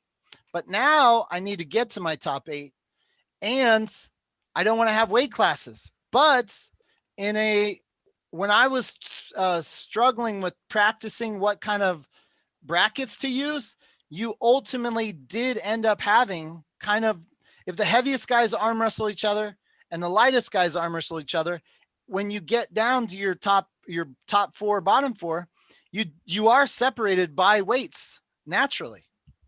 Did you know that? I mean, it makes sense. So I was struggling to announce on the flyer an unlimited weight class seated by weight. That's kind of discouraging.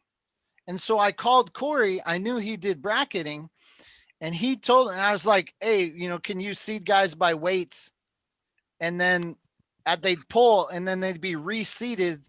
And what I wanted was, if I was a 165-pound guy, the first guy that I arm wrestle would be the closest guy to my weight. So I might arm wrestle a 168-pound guy.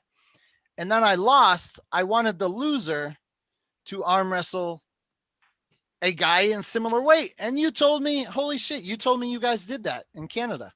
Yeah, Superman. we've done that. Well, not only we use Corey's bracketing system for our regular tournaments, but we also do the big Superman tournament, which is a quintuple elimination. Everything goes from the heaviest guy to the lightest guy, but then there's like an insane amount of people in there, right? So what happens is it's the heaviest, the lightest, blah, blah, blah. The next round, everyone it's a ton of work because everyone is re-bracketed. So you're always pulling the guy who is closest in weight to you, who is also in the same, category, because you got an A side, B side, C side, D side. So it's a nightmare, but it's awesome. I called Corey and I was like, hey, can you do that? Your program do that? And he was like, that's a lot of work. What'd you tell me, Corey? Is it not even possible? Are you asking me that question? Yeah, you got to tell me what you told me on the phone. Well, first thing I told him was that he's probably the 4th person who's asked me for this particular scenario of nonsense. and I said anything's possible with time and money, just like I told just about everyone else that's asked. I feel like let me take credit. I started this trend. I started this conversation with Travis. I feel like that's why people are calling you. Could be wrong, but I disagree. I mean, like I told Gary, I was like, anything's possible. You just got to figure out how you want to do it, and whether it's codability is there, and then how do you make it user friendly? Because that's, I mean, hell, I can code anything and it looks like dog crap, and it'll run just fine, but it'll be a pain in the ass to run. My problem is I got to get people like AK Bill Collins to be able to run it without actually screwing it up the whole time. No offense to Bill, but Okay, here's he's my why. test dummy for everything. Here's why I think Corey's a genius. Yeah. And this, once I implement this system, I feel like it could change arm wrestling forever. Are you ready? Corey said, instead of seating by where the arm wrestlers arm wrestle the nearest guy in weight, just do 8 classes. So that if you do 8 classes, they would always be seated within like that 10-pound increment, which would be as close as you could get. And so I was thinking, holy shit, if you divide it by 8 and I have the top 8, Corey stating that my top 8, every guy in that final will be representing a different class. That's freaking genius, bro. Yeah, That's basically genius. I took his idea of the top 8 thing and I expanded the idea of by weights, sort the class by weights, break it into 8 different classes based on the weights, and then create weighted brackets of a true double elimination. So the first round is basically weight, sorted by weight, and then it slowly expands from there. But the true representation of every single averaged weight for 8 weight classes would come out in the end, is the idea. Dude, I think you could take it a step further. Let's say you're somebody hosting a tournament and you want 4 weight classes. Why would you advertise 4 weight classes when you could just state, this is how it works? Everyone weighs in, it's divided by weight by 8. And then the top 2 of each class arm wrestle the top 2 of the very next class. So that way people could weigh in. You'd have I'm going over the Mohegan Sun, and I know I told you both this on the phone, but I'm using a guy like Frank Hurst as an example. He was in the Northeast during that awesome tournament, and he only had 198 or heavyweights. It's like he's like in that, let's say, 240 range. It's like he can't get to 198s, but yet like he's not, John Brzenk or Jerry Caderet level, and he's in like this no man's land. If you had this like bracketing system back then, you'd allow guys of their weights to arm wrestle down, and then you'd maybe meet up with the next category later on. I think it's genius. It's going to change arm wrestling. I'm calling it here and now. Corey Miller, we're going to change. When I start promoting this, other people are going to be like, I want some of that. Well, go ahead, Corey. Go ahead. I was going to say, can I take a step back? Because, most people know about my bracketing system already, but it's expanded quite a bit since I first started it. I mean, back in the day, it was really basic and not very user-friendly. I only had a double elimination. It only did up to like 20 guys tops. And it was really, really basic.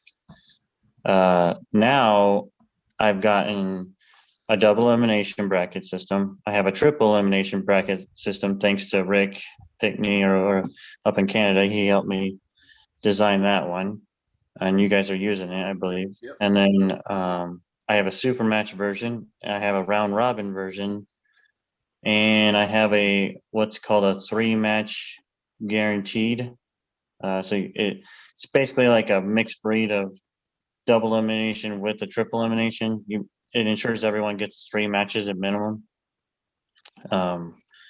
So yeah, I have those different versions. I made you host so you could share share your screen where you showed us where you had all the seated by weight and you click one button and it divides them by 8. That's epic. Yeah, let me feed that here. So yeah, Gary blows me up and he says, I want amazing things to happen and I want it now and it's got to be done by June. Can you Wait, make it I did not say I want it now. You chose to work on this today. I was like, yeah, sure, I can do that. And then, but the reason why I did it for Gary is because he didn't go too far from what my system already does. I just had to add on to it, basically. So The Swayze Express says, Gary, I'm a genius. No, I said Corey's a genius. Corey's the one who made this. I did not make it up. let me know when you see the screen. Oh, I see it. I see it. Okay. So this the is flash bracket system. I'm this is a familiar with this. modified, very modified, dull version of my actual system. My actual system looks a little bit more fancy, but this is Gary Roberts, like fast doing, adding all kinds of stuff. So this would be the weight or the people's names put into the classes. I just copied. Wait, hold on. Go up to the top. Are you telling me that Tony Barrasso is 521 pounds? Yes, dude, he's got to be the favorite. Pounds. He's got to be the favorite. Yeah, whatever. Well, now he's 221. No, you don't have to redo it. I was trying to be funny. Yeah, I know. So anyways, I typed out a whole bunch of names, put them in here, and then this one I had already resorted, so it's not gonna actually do too much for sorting. Okay, But- hold on. Before you go on. So I'm taking registrations and I'm Yep. inputting these guys' names and their weights. I'm just putting that in. And now I've got, how many people you got on the list? I have 118 pullers right now. I have Yes. 118 entries on my first event. Holy shit, that's amazing. Yeah. So I just wanted a big number, so it looked more impressive, I guess, at this point. This right here is representing what the equal parts of the class is going to be. Now I know Gary and I talked about this. This one we debated on, but my theory was the lighter weight guys should have a more of an advantage in the long run. So their class should end up smaller if need be. Yeah. And And Gary so- and I kind of agreed on that. So you picked 118 and divided by 8 is 15. correct. And I do a round up to get this number. These are just for reference. They're not really Yeah. there, but they're referencing. So I built out all the scripting in the background already using some other modified stuff. And basically what it's Corey gonna- Miller, you got fat at 250 pounds. What have you been eating? I'm in this class like 17 times, so I'm guaranteed I'm going to win this thing. Oh, Yeah. So what I basically did is I'm going to have it sort the people by weight class or by weight. Then it's going to grab people based on the amount I want, and then it's going to place them into these 8 columns here, and then it's going to name the class based on the average weight of the person. I love this. I love this part. I love this. And before you go on, let's tease it out. So, Uncle John, I'm trying to create a YouTube show. Yep. And it's like in the old days, it's like, oh, who's pulling the 198s? And it's like, oh, I had to diet to get to 198. Here, when the guys show up, they don't necessarily know what class they're going to be in. And depending on, you could totally skew the classes. Like if you have a lot of light guys, like let's say 70% of your people showing up are under 200 pounds, it could totally skew the 100%. That was my whole idea with Gary talking this through. I said, "What, dude? If you have like 60% lightweights and 40% heavyweights, you're gonna have like 15 guys as 76ers, 15 guys as another 76ers. You're gonna have a whole bunch of 54s. You're gonna have multiple people from multiple sections of weight, and then you're gonna have your heavyweights." Yeah. So I think for telling a story, that could be very compelling for my YouTube show. I agree 100%, but just so we can clarify for anyone who's having difficulty following along, and maybe everyone's got it, but it's to me it's a little bit confusing if you're not familiar with this. So basically, instead of saying there are 5 weight classes, you're saying there are going to be a certain number of weight classes, but it's dependent on how many people show up, and those weight classes are dictated by the number of people, not by necessarily the weight. No, it doesn't matter how many people show up. Yeah. Okay, so then how do you decide how many are in each class? It's divided by 8, no it's matter always what. divided by 8. Gotcha. Yeah, so it doesn't matter how many. All it matters is the weights, and it will always figure out how to divide that number by 8, and then it will figure out the weights by that number. So just using an example, if I have 40 guys show up in my first event, there's going to be 5 guys per class.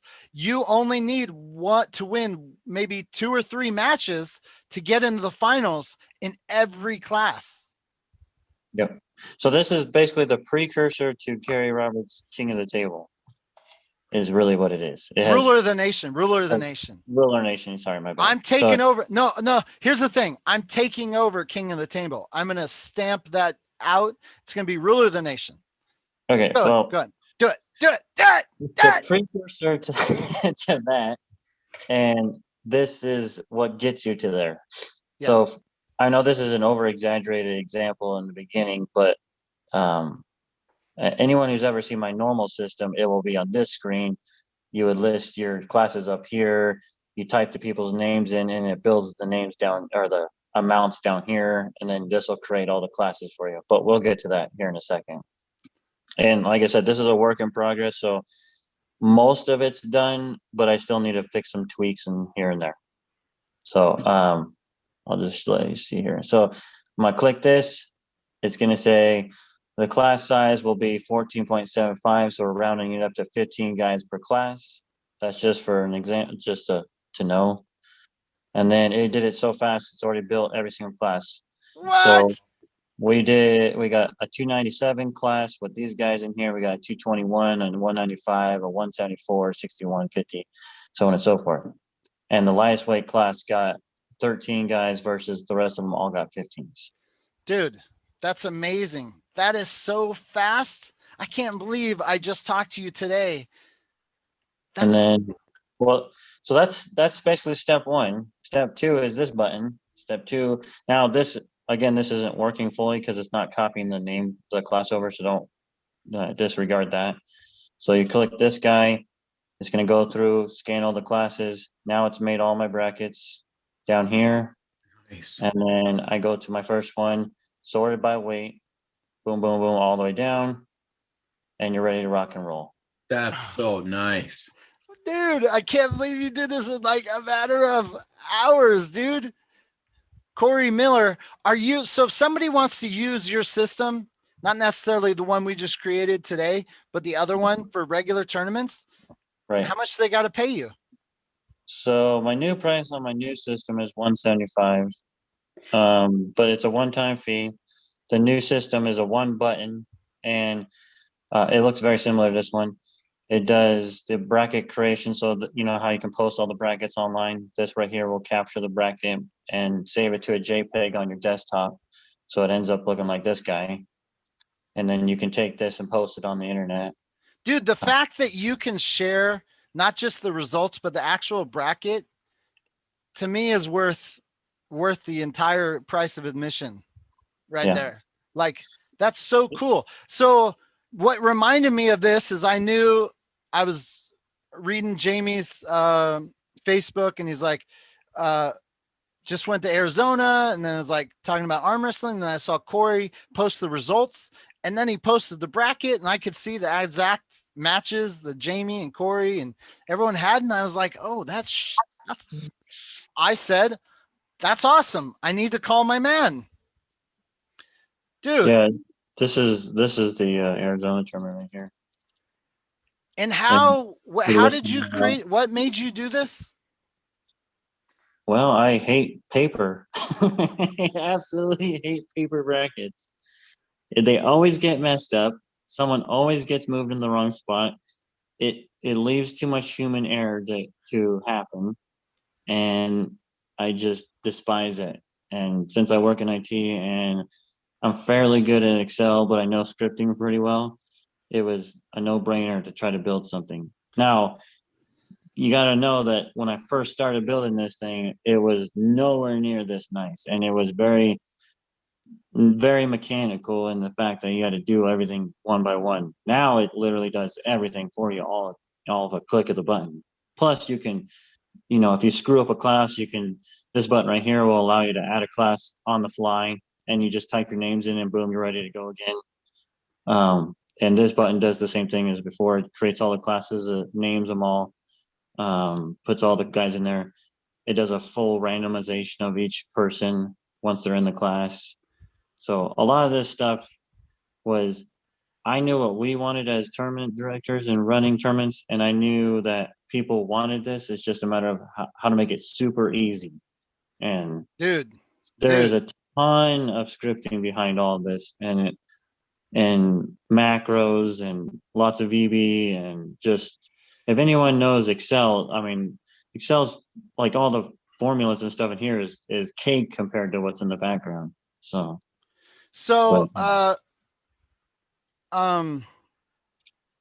seeing what people did with paper is one of the reasons why I was so discouraged of having to do brackets, and it was so intimidating to me.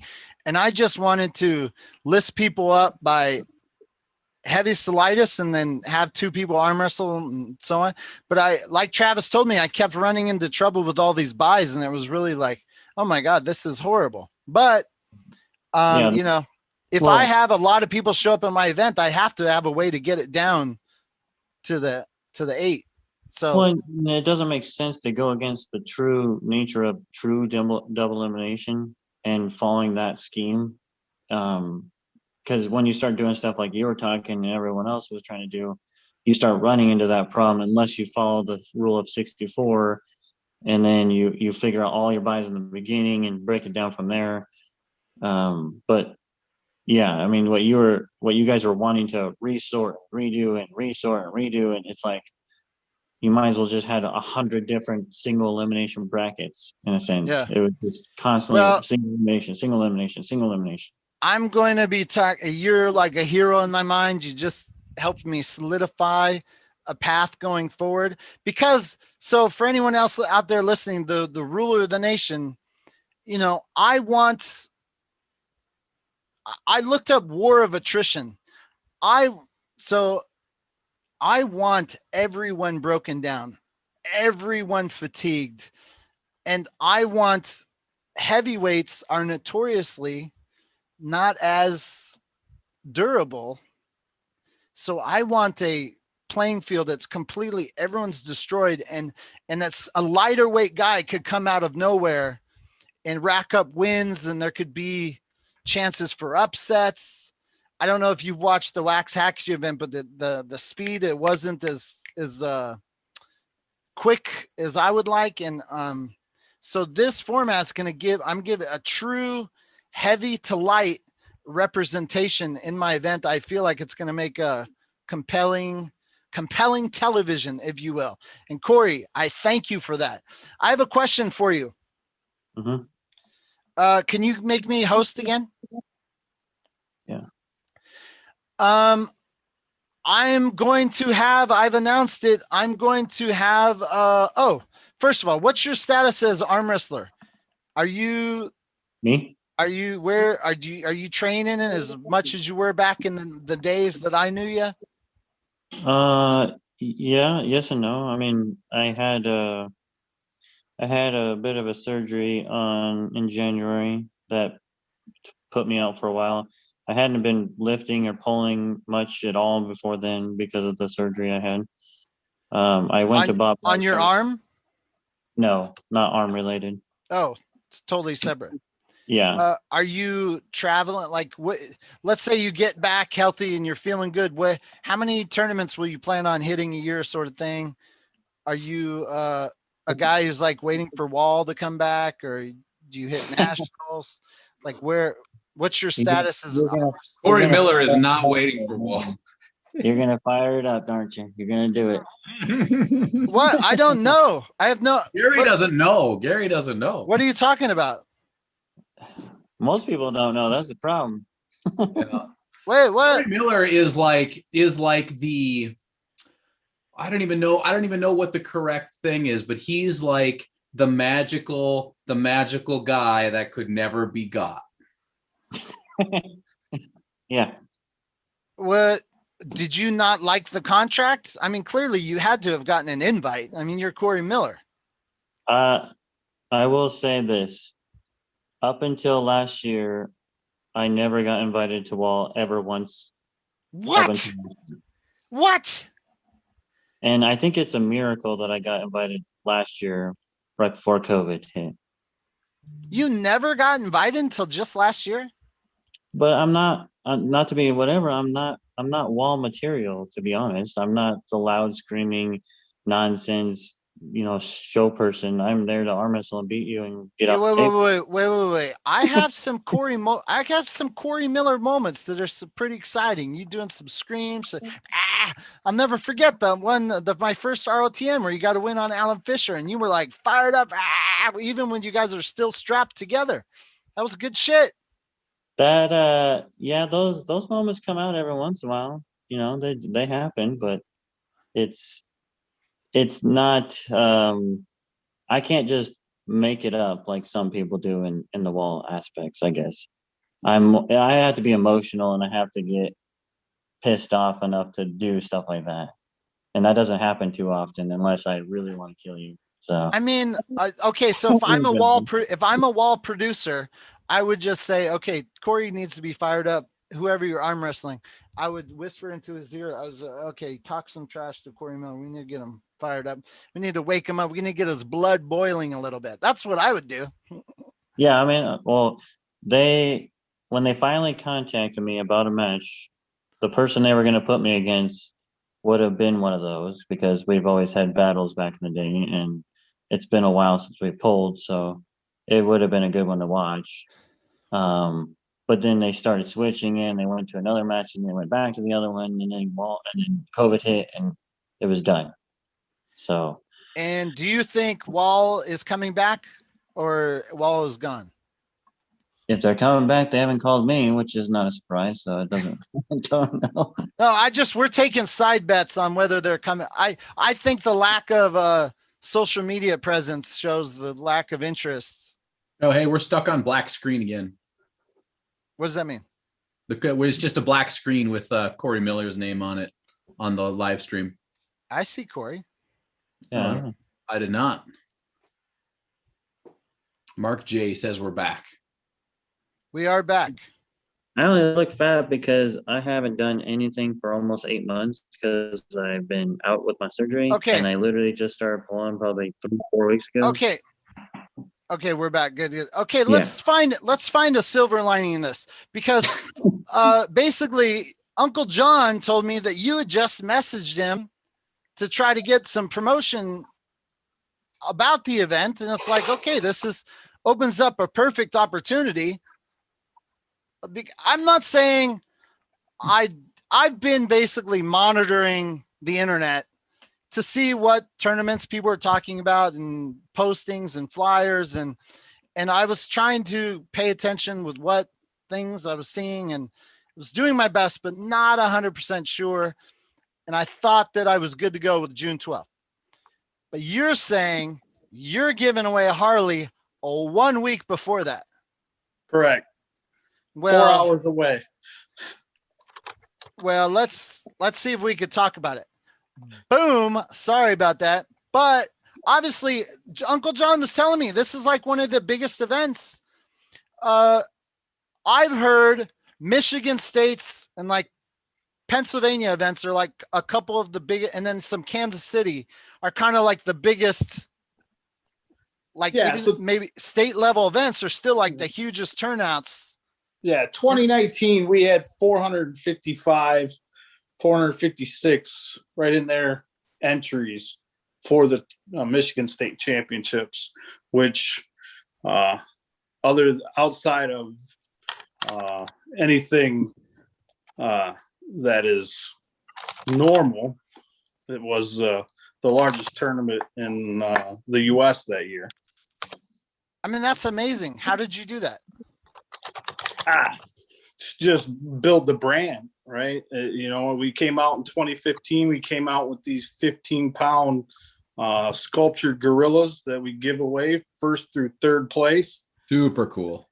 And they kind of put us on the map with that. And we've been increasing numbers every year since then. So 2018 was a great year for us. So I got home and said, how am I going to top that? And I went out and bought a Harley to give away. Like, you literally bought a Harley? It's sitting in my garage right now. I could walk you out there and show it to you. What? It's been sitting there since about October of 2018.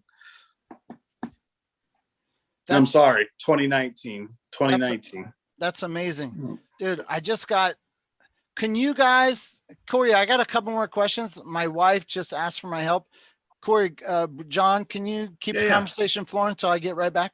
Well, let's talk about Michigan State, because Steve, we had a little conversation about it earlier today, and it sounds like better than I even thought it was going to be, to tell you the truth. Because not only do you have really good trophies, you got the bike, and the bike can be won.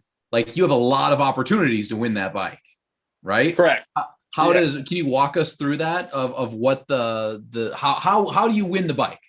Okay, so to start, right, we are going to every class that you enter for the pro, the women's, and the men's masters classes.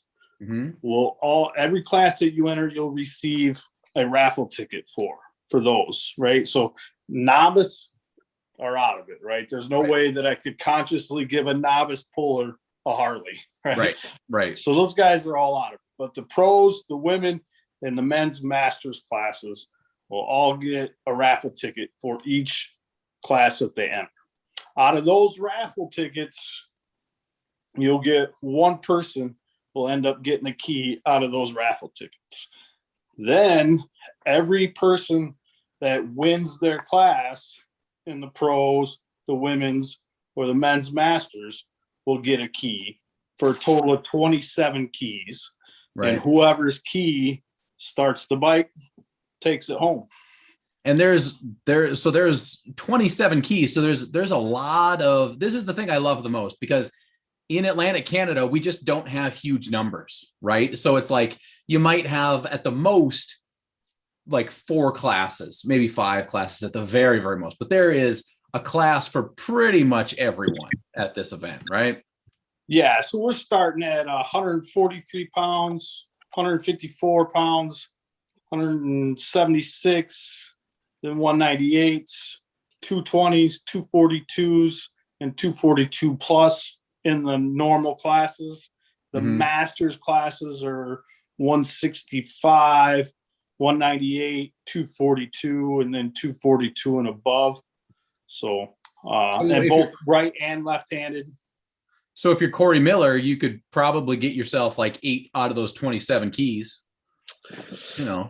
There you go. Yeah, it's possible. It'd be great to have Corey come back to Michigan, right? So I don't know if you know this, but Corey is from Michigan. Oh, very nice. All my family's from Saginaw areas, Bay City, Midland, Gladwin, all that area. Very cool. Very cool. Where do you run it, in Kalamazoo or something like that? It's in Battle Creek at the Kellogg Arena. Yeah. So you're a Spartan fan, I'm assuming. No, not me. I'm a Michigan fan. Yeah, boy. So not only is there a lot going on for the open, like, awesome, right? The trophies are awesome. Go on. You get the Facebook page set up, right? Michigan State Facebook page, so you can find it on Facebook. You can check out the trophies. The bike is there, but also if you're not an open puller, there's still a lot going on, because you're doing juniors as well, and a full complement of novice classes too, correct? Correct. And there's the medals. novice guys get a great award as well. Yeah. So we give out a 3-inch by about 1/4-inch thick medal for in the novice classes that come in a custom ribbon and all. Nice. And what now? This is potentially, obviously, this is one of the bigger tournaments, or the biggest tournament, especially like in the Midwest area.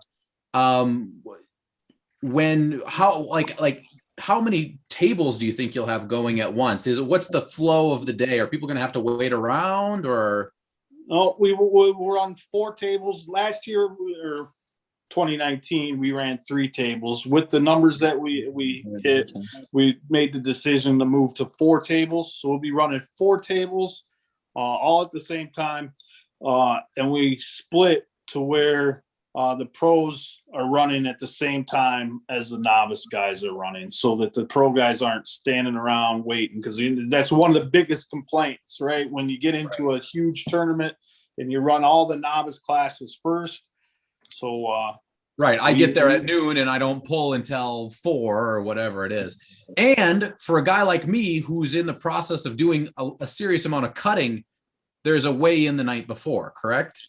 Correct. June 4th, we'll have weigh-ins at Kellogg Arena from 6 to 9 p.m.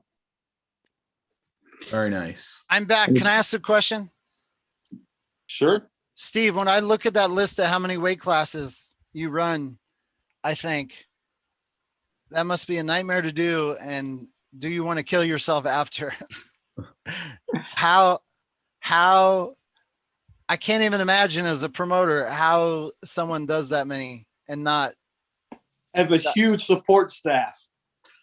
It costs me a ton of money. It costs me just as much in support staff as it does paying for a normal tournament set of awards. How many people does it need? Do you need to do that?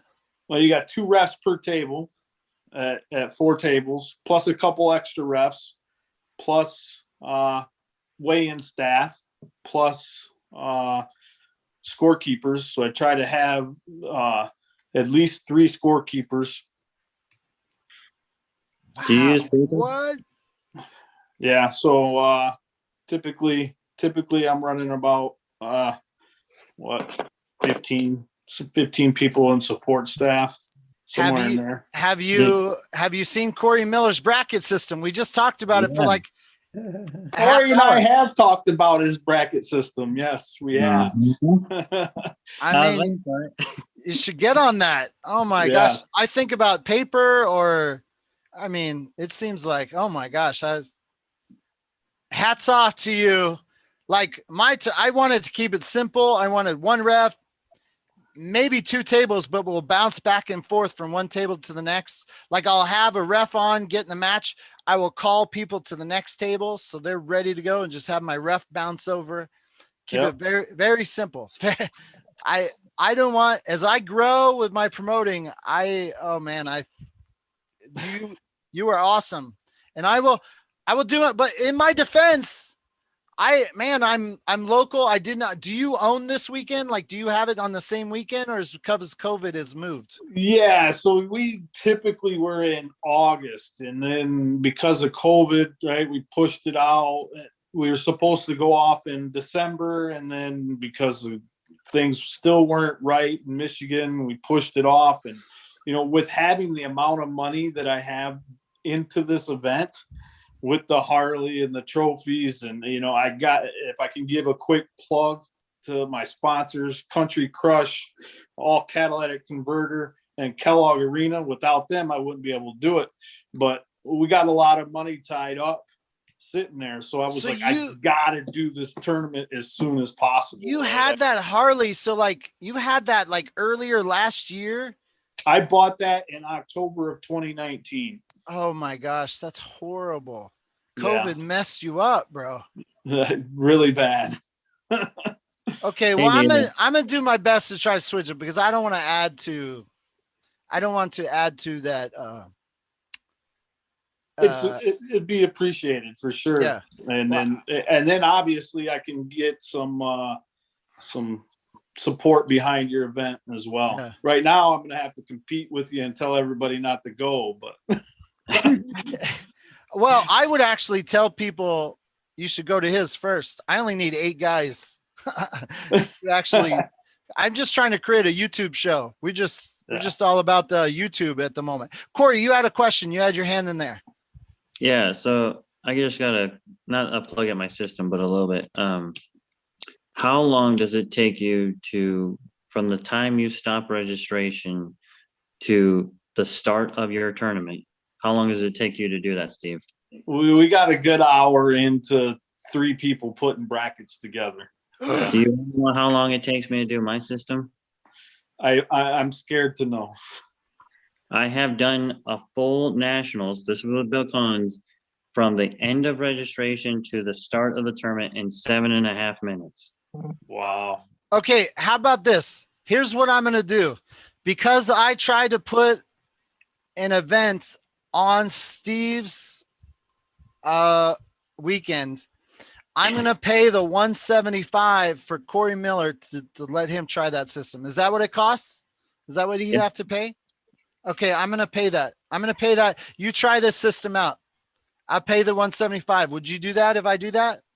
Yeah, let me get I want to try the system, right? I want to try the system. I just don't know if that's the event to try the system. For me personally. Yeah. What? Denise. Oh my God. Three people working on an hour. That's the when you want to try the system. Anyway, but I got everybody already set in place, right? So I already have everybody set in place. I already have that all done. Wait, hold on. I'll try it. Corey, do you still need 3 people running 3 computers, or you only need 1? I've ran 3 tables by myself. Yeah. So you're saying in future events, not that we want to lose jobs here in America, but you're saying that if I'm running 4 tables, how many people do I need running computers with your system? To be realistic, you would probably want 2. 2. Okay. For Food for thought. I bet by myself I could run 4 tables, but typically I would say for a normal person I would not go over 2 tables. Gotcha. So 4 tables, probably two peeps. Mm-hmm. Okay. Steve. Yes, sir. What my biggest complaint is that there's no master list to find events. How do promoters make sure they don't go on top of people? Right now it's hard, right? You know, and I think maybe Corey's got an answer to that as well. But right now it's really hard because there's Facebook, there's some lists that some people have made. I even started a kind of like the old Northeast board, but just for tournaments. But people just don't. I was trying to build it and do everything for myself, and it just didn't. Hey Gary, can I go back a second? Yeah. Because I get this what he's saying about this isn't the event to run this system. All right. I want to promote your system, but I also don't want to come off as a commercial. Corey Miller commercial. So do your best to keep it. I'm just saying digital in general. What is the fear for digital in general? Because I get people like Steve, no offense to Steve at all, but I get people like him all the time that say, I'm worried about this. What are you actually worried about? For me personally, mm-hmm. It's not necessarily a worry that about the system itself. I've seen the system work, right? So Dan Prez ran it a couple of years ago at the Michigan Ohio Border Wars event, right? And it worked very well, worked very, very strong.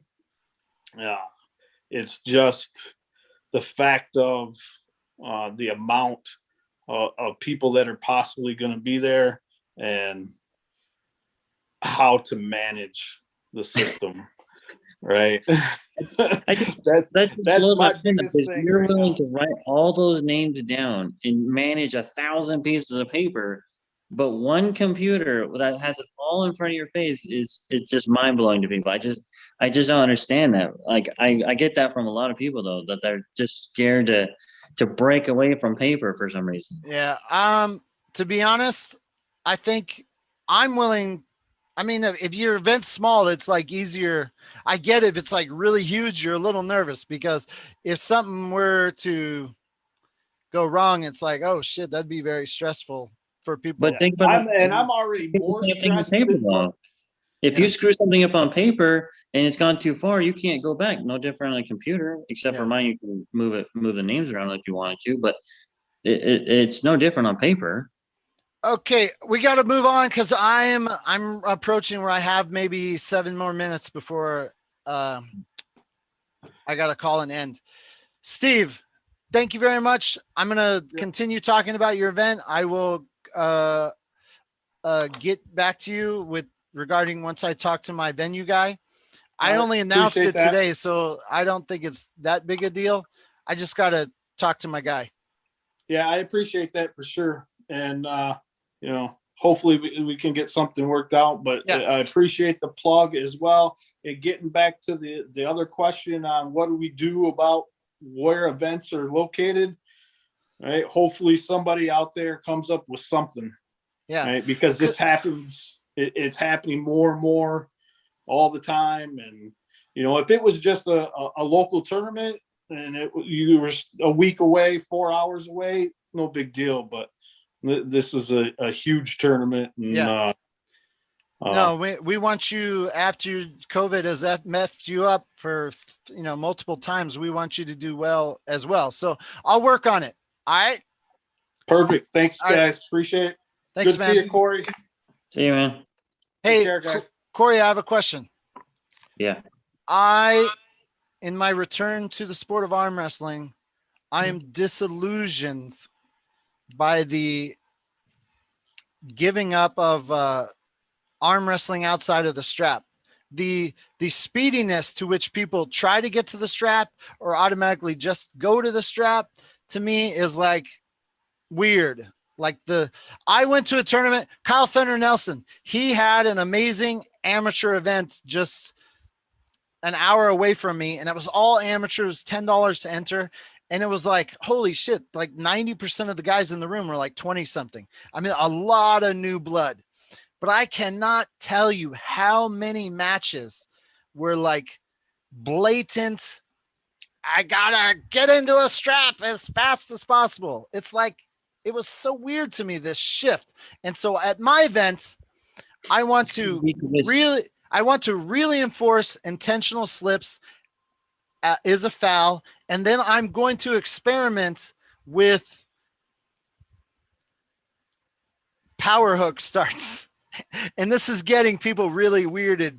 Like, I'm getting some love, I'm getting some hate. And I'm asking you as an arm wrestler, am I nuts to try to introduce the power hook start into arm wrestling? I mean, will I like it? No, but will other people like it? Yes. And I think you guys have hit on this before in the past, is that you're going to get people who like that sort of style and they're going to want to come to your event because of that style. And then you're going to get people who don't want to do that and they're not going to come to your. So, but the reason, when I used to film you back in the day, it was like there were slips and then went to strap, but it wasn't so bad that it caused me to like think something is wrong. it's because I stepped away. Have you noticed that it's completely different? And then like everyone loves the strap. They want the strap. That like, yeah. Like, no, you're right. Everyone has. They've gone to this whole method of weak wrists and just pulling from your arm and King's move nonsense and all that bullshit. I mean, it literally has made straps like the thing to do now, because you don't have to have a strong hand anymore, a strong wrist, or, you know, all that crap. It's just get into a hook or get into a strap and pull with your arm now, you know? Oh, see, I love it. I love confirmation. This is exactly why Steve, if you could run the numbers for a tournament that has 460 something entries, could you ballpark how many matches you have throughout the day? It'd take me, you know, putting it all on paper, but you looking at a double elimination match, right? And Corey might be able to answer that because he's got the background with his program, right? So you're looking at Corey. Okay, Corey, at Arizona State, how many matches does it say at the end? Like this?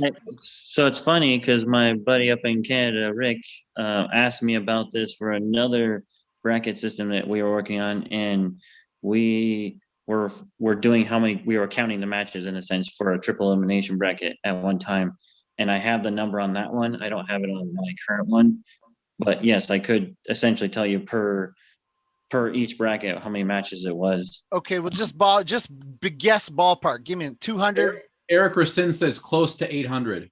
Yeah, it's probably, I was gonna say 700-800. 800 matches? Yeah. Oh, now here, if I was like mega rich and I could say, Corey Miller, I want you to add a little thing where if it goes to strap, you click a button when you click winner, like winner and strap. So then I can collect data and I could ask you at the end of the event, how many matches out of 800 went to strap? I'd really be curious. Yeah, that's easy. That's easy? Yeah. No, well, it's easy to add. I'm sure it is. But do you know right now out of 800, how many of them go to strap? Oh, I see. No, as far as the tournament goes, no, I don't know right now. But would you say it's over 50%? No. In the open class? No. What? Not right now. My personal opinion is as you get to the higher level, you see more strap matches. So as most of your novice guys aren't necessarily running for the straps, but as you get into the higher levels and the elite pullers, those guys are all running for the straps. Unless Dallas Langston's at your tournament. Oh. Oh. I think it's like for novice, 10%, maybe.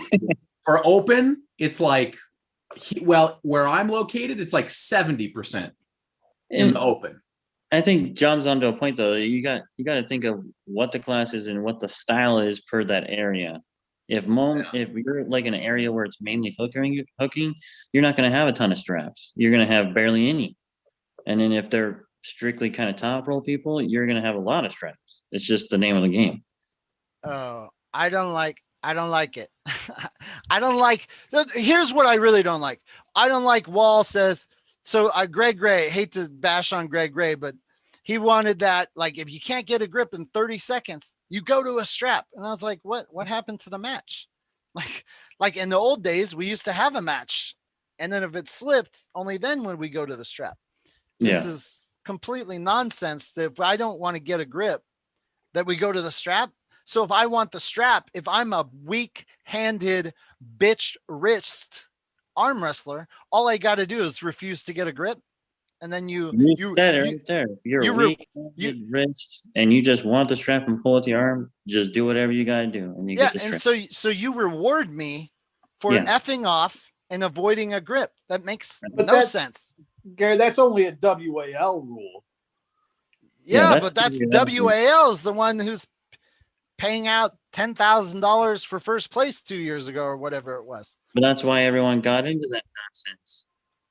Well, what do you guys think about this though? Because even in non-WAL scenarios, people have gotten very, very good in what we would call the professional slip, right? It's my opinion here, anyways, and what I do is like if I want to slip, I can pretty much slip effectively and without getting a foul 95 to 99% of the time, right? And that is because of the WAL advancing the strap, and everybody's like, oh, strap pulling. So everybody kind of has learned over the last few years how to get around, opening your hand. So you get a foul if it's an open hand, you get a foul if you come underneath, you get a foul if you ball up your hand and pull out. But you don't have to do any of those things. You can slip purposely without doing those things. So is there a resolution to that? I don't know. Okay. Maybe it is the power hook. So power hook. What about the power top roll? Why can't we just do that one? Hey. Bill Logston he messaged on Facebook. He's like, what if I'm clearly an advantaged top roll scenario? My guy is giving up his wrists and I pretty much only have this and we're like going nowhere. And then it's slips out. Is that, I'm thinking this guy's an intentional slip if he's pulling like that, right? He's not trying to keep his grip. So therefore, and it's intentional foul, rematch, right? But how do you determine intentional? Yeah, that's the thing. The fact that I completely lost my hand, there's no way to avoid it. And if I'm going this way, I'm going the opposite of opening. I should be going this way to close my hand. No. Well, there's already a rule that if you have like if your fingers are flat and you slip like that, you should get an intentional foul. Yeah. But if your fingers are like this when you slip, that is not intentional, according to most rules. Yeah. Okay. Well, here's only has to be one finger. It doesn't have to be all of them. It doesn't have to be one. There you go. We're even better. The event that I'm going to experiment with. We'll experiment. We'll see if it works. I'm just trying to speed up the process, make it television friendly. And I don't care if I upset a few top rollers in the sense of we're just experimenting. Like if it doesn't work and I don't save any time and it's not more exciting, maybe we'll readjust. But for one event, I don't mind experimenting. I think it'd be fun. And as someone said on Reddit, it could be a change of pace, make it interesting. Well, you said it too in the beginning a while ago. You said about getting a grip and then going straight to the strap like the WAL does. I don't agree with that nonsense, but for some reason people think that's okay.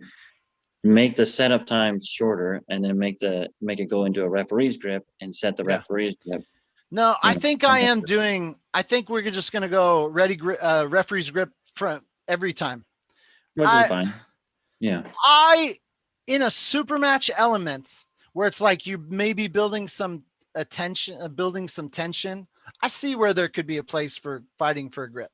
But like with Steve, if you have 460 something entries, I start running the math of how many seconds, like how many hours am I at this tournament? It's like every 30 seconds could add up. And so I'm more pro with getting some speediness to it. But anyways, are you pro with WAL's referee grip or regular like WA style referee? I'm gonna experiment. I like the line up your webbing, close your thumbs, close your hands, don't move, go. I think it's growing on me. I'm not 100% sure if it's the best. It seems somewhat faster. My whole thing with the ROTN is that I'm hoping over a lot of matches, like the guy who's going to win is going to win. He's not going to win because he's cheating the grip and getting, I'm more trying to introduce the marathon element, like who can get to 21 matches. It's going to be less about who can cheat their way into a couple wins and stay on the A side and then get lucky and that sort of thing. Hey guys, I got to go. I'm already 7 minutes. One last super chat from Daniel Yurick, $5. He says 5 likes, tell in epic shelf pick. Do we do a shelf pick now before we go? Sure. Yeah, do it. Daniel, thank you for your ducats. Steve, where do you promote? Where do you primarily put the advertising so people know? Does everyone automatically know? Like, I don't know how it works. Like where? Well, we're on for my events, right? We got Michigan Facebook page, Michigan Arms Facebook page. We have www.com, michiganarms.com, right? Old school web page. It's got history all the way back to the 70s on it. We're like the only one that has anything like that. So you can go there, check out all of our stuff is there, Facebook, and then the event page itself, which is in our Facebook page. I have something really embarrassing to say. I did not know that Michigan was only 3 hours from me. I'm so new to the area, and because of COVID, I haven't really gone anywhere. Yeah. I've gone to Wisconsin. That's like that was the shock that Wisconsin's only an hour away. So Would you go to that? Cool. hey, there was some good arm wrestlers up there.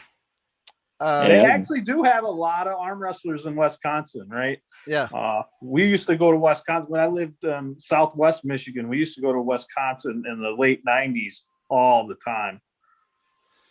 Well, I will continue talking about your event because I want to do the opposite of hurting it. I want to help it. So, we'll in the coming weeks we'll keep mentioning it. Guys, I gotta go. I know the wife is like Shelf pick from Shelf pick. Oh, yeah. my pro wrestling collection.